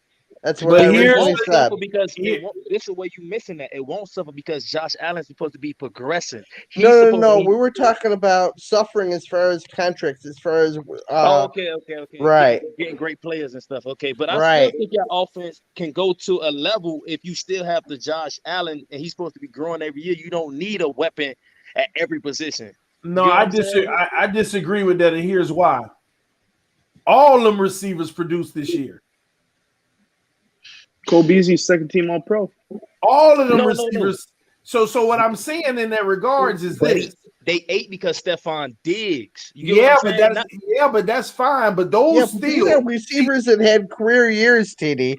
These are receivers that the last 2 years have had career years under Josh Allen. I'm telling them to go cheap. I'm telling them to go cheap, TD. And that's a problem. That's a problem because they've never seen a successful Josh Allen going cheap on offense. No, but keep Stephon Diggs and have everybody else interchangeable. Let Stephon Diggs get the No. See, this is where y'all missed the ball on Buffalo. It's the same thing that happened with the Patriots with Julian Edelman, with Wes Welker. Nobody gave them respect until they had to do it 10 freaking years. How many Super Bowls did they go to and win with what they had, though? They had probably maybe one of the best quarterbacks ever to play the game. They skipped out. And how many Super Bowls did they go to and win? But that's my point. That's my point. After you saying Josh Allen and Tom Brady. You're missing the point that I'm trying to make. Those Beasley, who I hate, and I call them trash, those guys are actually good receivers, though. They just never been in a position to where they could be a primary target outside of their number one guy. When they was in, think about Beasley and Dallas Dallas. abused Beasley. Dallas so abused Beasley, it was sad. Always like, And oh, TD he's just the guy to come in and get. He's the Jakeem Grant when he was in Dallas. and TD, that's my point. And that's my point. It's always gonna be receivers like that every year that you can steal. No, I'm gonna look up a stat for you. Hold on. No, listen. Beasley always had that talent. It was just his size never gave him the look. Hey, Sinatra, they YouTube don't like that. So I apologize. No, I wasn't you trying all to do good, that. baby. I wasn't trying to do that on camera. My bad. I apologize. You all good. So let me say this. Let me say this. I got when last time. Okay, put it like this. Replace Jakeem Grant with Cole Beasley. You think they did as well this year? Yeah. Hell no, but no, listen. What I'm saying, you can find cracks all the time with receivers like that never get PT, but you know they good. You can find that every year, just like they find Cole Beasley. How they You know find why Cole I Beasley? think we would do good with other wide receivers? You say that we're not proven with other wide receivers. Beasley was out injured, and we put freaking McKenzie in there, who just about most of his career has just been a gadget player. or special teams. I'm gone. And look at what McKenzie did that week. Bro. Actually, 2 weeks. Listen to me, man. He put up great numbers. Let me see Josh Allen put up great numbers in 2023. That's all I'll say. All right, I'm gonna head out. A lot of this is just hate with the Bills, but that's okay. I understand it. We are hitting I'm gonna 1:30. head out. It's time to get up out of here. Yeah, it's that time. But now, hey, Dwayne, no real talk, though. I appreciate you coming through, man. No, I thank you guys for inviting. It's really nice to have honest conversations with our competitors. I think I would hope that it's helpful for you guys to get an outside view as to how we feel where you're at. I truly think Tua needs another year with good players to see how things work out. But again, thank you for letting me come to your podcast, and peace. Thank you so much, man. And I appreciate you for coming through, Connor, the Triple S podcast. Thank you so much. Sinatra, man. Go enjoy the rest of your night, obviously. But thank everybody for tuning in, man. Another great show. Listen, man, after what I heard tonight, I'm kind of off of this whole Watson thing because that was enough for me. Yeah. And I do mean that. Triple S, write in the chat, man, so I could follow your podcast and stuff, bro. Yeah, hey, just hurry up. Oh, well, he done already got out of here. If you're still listening, write in the comment section so people can follow your Triple S podcast. Well, y'all know Triple S podcast. Go follow the man, all right? All right, man. I got to get up out of here, man. It's freaking 1:30, and I woke up at 5 o'clock this morning. So let me go ahead and take me a shower and get me some good old sleep. Love y'all. Appreciate y'all coming through. Fins up for life, y'all. No matter what.